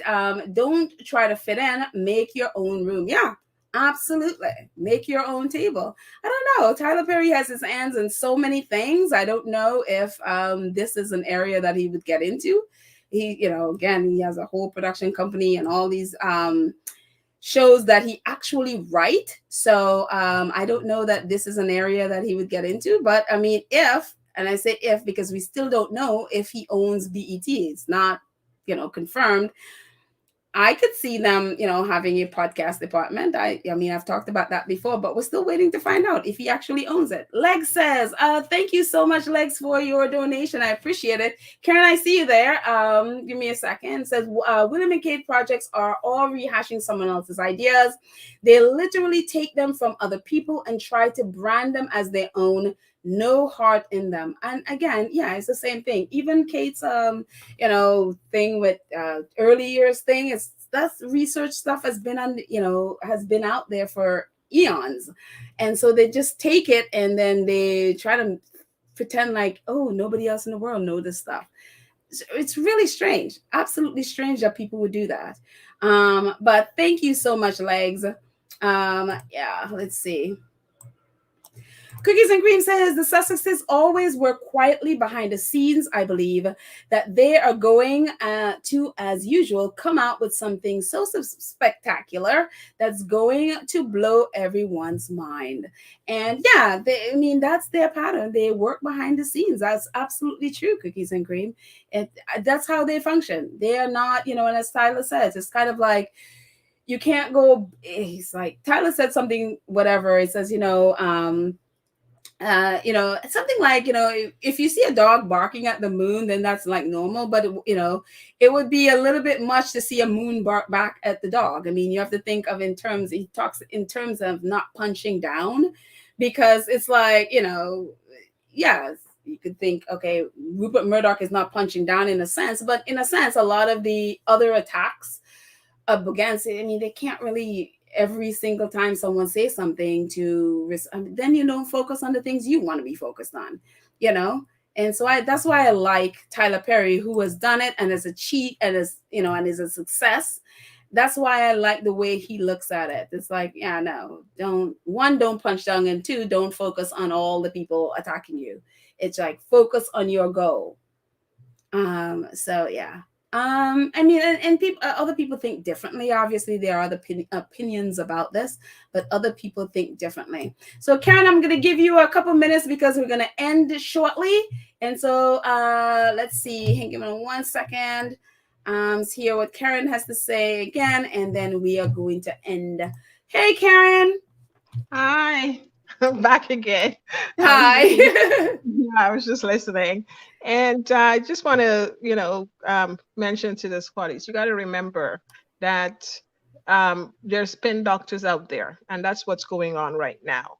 Um, if you can remember when it was Princess Diana and Charles and Camilla, and um, Charles and Camilla brought in a spin doctor to basically, you know, do a spin for off of Diana to elevate Camilla with all the bad flag that she was getting, Hmm. and everyone was for Diana. So they have always been working on this spin doctor business, and that's basically what's happening. Okay, Hmm. it's just to spin, whatever the Sussexes are doing, and spin it into all this miserable stuff, so that people would follow it, because that's what's been working for them all along. Right. In the UK, from what I'm seeing, and this is why we were all confused as to why people are not picking up that these things are all so manipulative, is because Hmm. they strive on gossip, and Right. that's what's been happening. And so we have to understand that and be careful how we're engaging, and just getting upset, or having them pull us into their scheme of doing things, because the squad is better than that. We have to just take the higher ground, know what the games they're playing with us, and don't even engage, and have them bring us down to their level Hmm. of doing things. Yeah.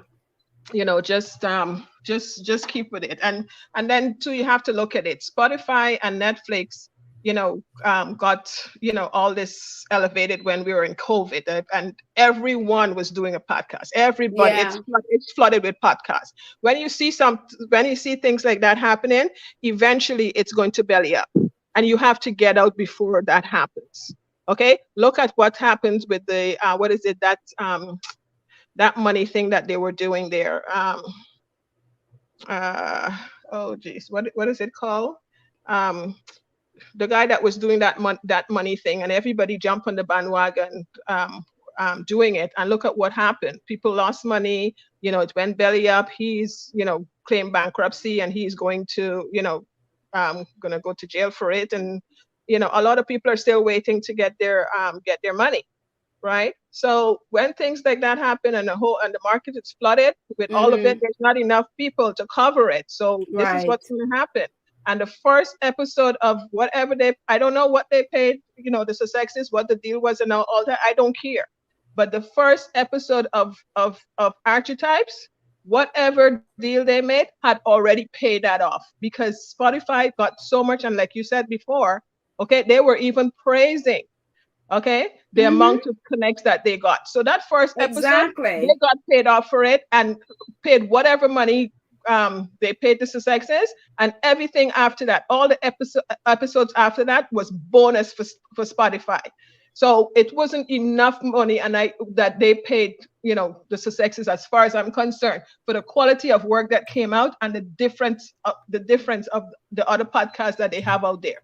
And Mm-hmm. on top of that, there's awards that she's got for all of it. So Mm-hmm. whatever they're saying, just ignore them. Ignore them. Yeah. Okay. Talk to you guys later. Thank you so much. Thank you so much, Karen. I appreciate that. Yeah, it No just problem. at this point is just ignore the noise. And I think this is what Harry and Meghan are doing. They are, I mean, there's so much you can take in and then be able to focus. And again, all of this stuff that they're doing, it's so time consuming. Again, we've been talking about how long it takes to put together podcasts and stuff.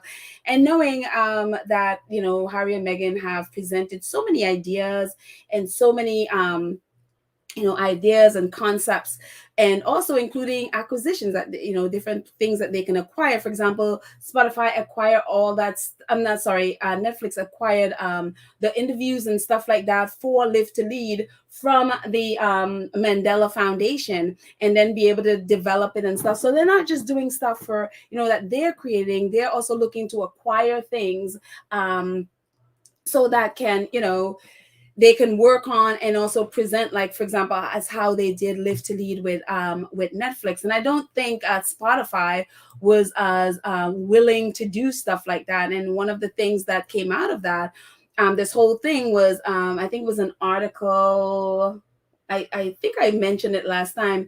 It was either the Variety article or the Bloomberg article. I think I want to say it was the Bloomberg article that talked about how inflexible Spotify is with those deals. Is very inflexible.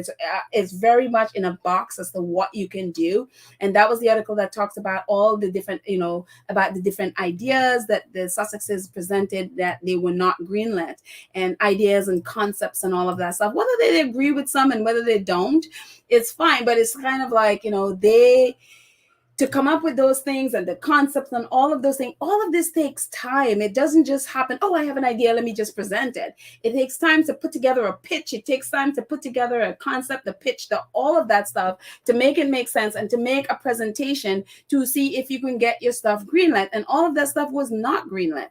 And again, I keep going back to that tweet from the lady that worked on the Michelle and Barack Obama's podcast, and a little bit on the Sussexes podcast. She mentioned, she's like, Harry and Meghan had a lot of great ideas which they didn't accept, or which they can't get produced or whatever. Because I think she mentioned it a couple of times on Twitter. And so yeah, so it's just all that stuff takes time. And so I mean, for me, I'm glad that they are, even though before we knew the mess that was Spotify, I was really happy, with what they were doing there. But now knowing all the mess that is, I'm just happy they're out of there. And hopefully wherever they find a home, it's a place that gives them the freedom to be able to create the things that they want to create and not be in this box. And then they're not tied into these huge contracts with people who feel like, oh, well, I have, control over you. I could take either your IP, or I can take, whatever, you have to do what I say. And so, now that they know what happens with those big deals, I think they'll be a lot more careful, a lot more knowledgeable, definitely, with whomever the person that they're going to sign it with, to make sure that they have a lot more control over what they do. And for just a final thing, but talk about control, one of the things that I heard, that was reported, like, that, for example, Meghan would, try to make edits for her podcast, should, try to get the producers to edit some stuff out of the podcast or in whatever, is remembering that Meghan is also a producer of her podcast. She's the first name that's there as a producer. She's the producer of that podcast. So that whole line, that whole narrative is a lie. She is one of the producers. So she has a say in what is edited in or out of her podcast. And so they have all of these little narratives that they just assume people don't pay attention to, so they will stick it into an article, whatever. Meghan was a producer. She was a writer of a show, as she said when accepting the People's Choice Award. She talked about being up at night writing her show. She was a part of every aspect of the show. She was a producer of her show, so she was a part of the producing aspect of the show, of putting the show together, and also she was the host of the show. So she had all these hats wearing on her show, and as we know, that is who Meghan is. She loves to get her hand in, and in the midst of everything. So again, we can always disprove and always challenge any of those false notions about Meghan and her work ethics. Harry as well. We also know even this whole nonsense about, oh, they're lazy, whatever nonsense.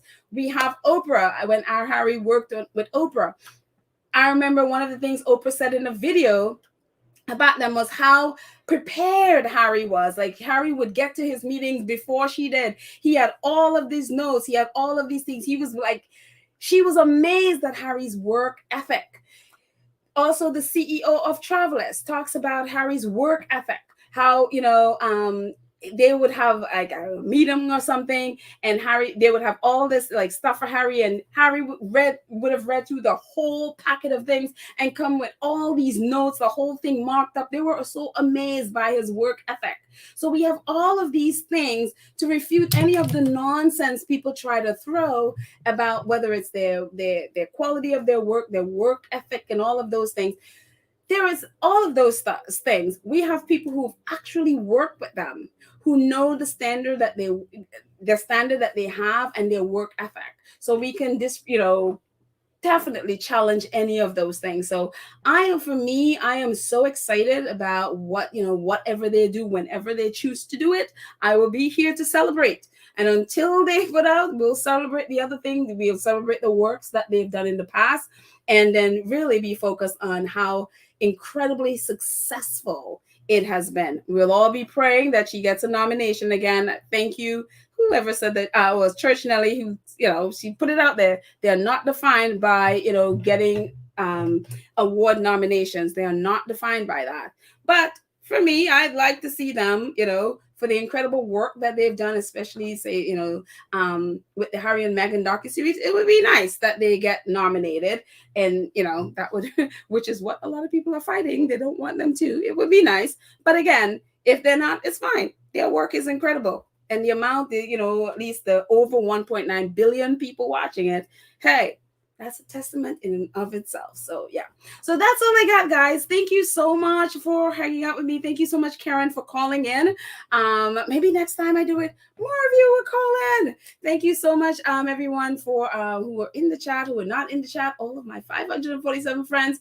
Please go ahead as the little scrolly thing there. Please, if you haven't, subscribe and click the notification bell so that you know when we drop a video. Please like and share this video. And if you're able, join the 2 Cent Crew. That would be awesome. Oh, yeah, 2 Cent Crew.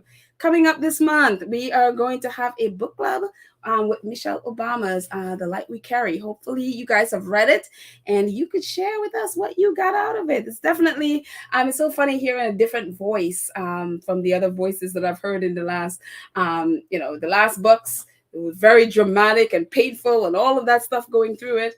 And then you read The Light We Carry, a very, very different take. So hopefully many of you have read it. So, but thank you guys so much for hanging out with me again. Thank you so much to our awesome moderators who moderate the chat. Sorry that I didn't have my settings in place earlier. So hopefully I didn't see any trolls, but hopefully it wasn't, they weren't here and they weren't too much of a bother. I apologize about that. Thank you to Lydia. Oh, I didn't see Lydia today. So maybe Lydia will get it on the replay. But Church Nelly, Karen M. Cookies and Cream. Thank you guys so much for incredible moderating. You're awesome. Thank you so much. And thank you also so much again to our 2 Cent Crew and to our Gold Star supporters who support the chat. Support the Gold Star supporters, support in the chat, and 2 Cent Crew support on a monthly basis. I appreciate all of you so much. So thank you guys. Have a fantastic day, whatever it is you're doing. And I shall see you next time. Bye.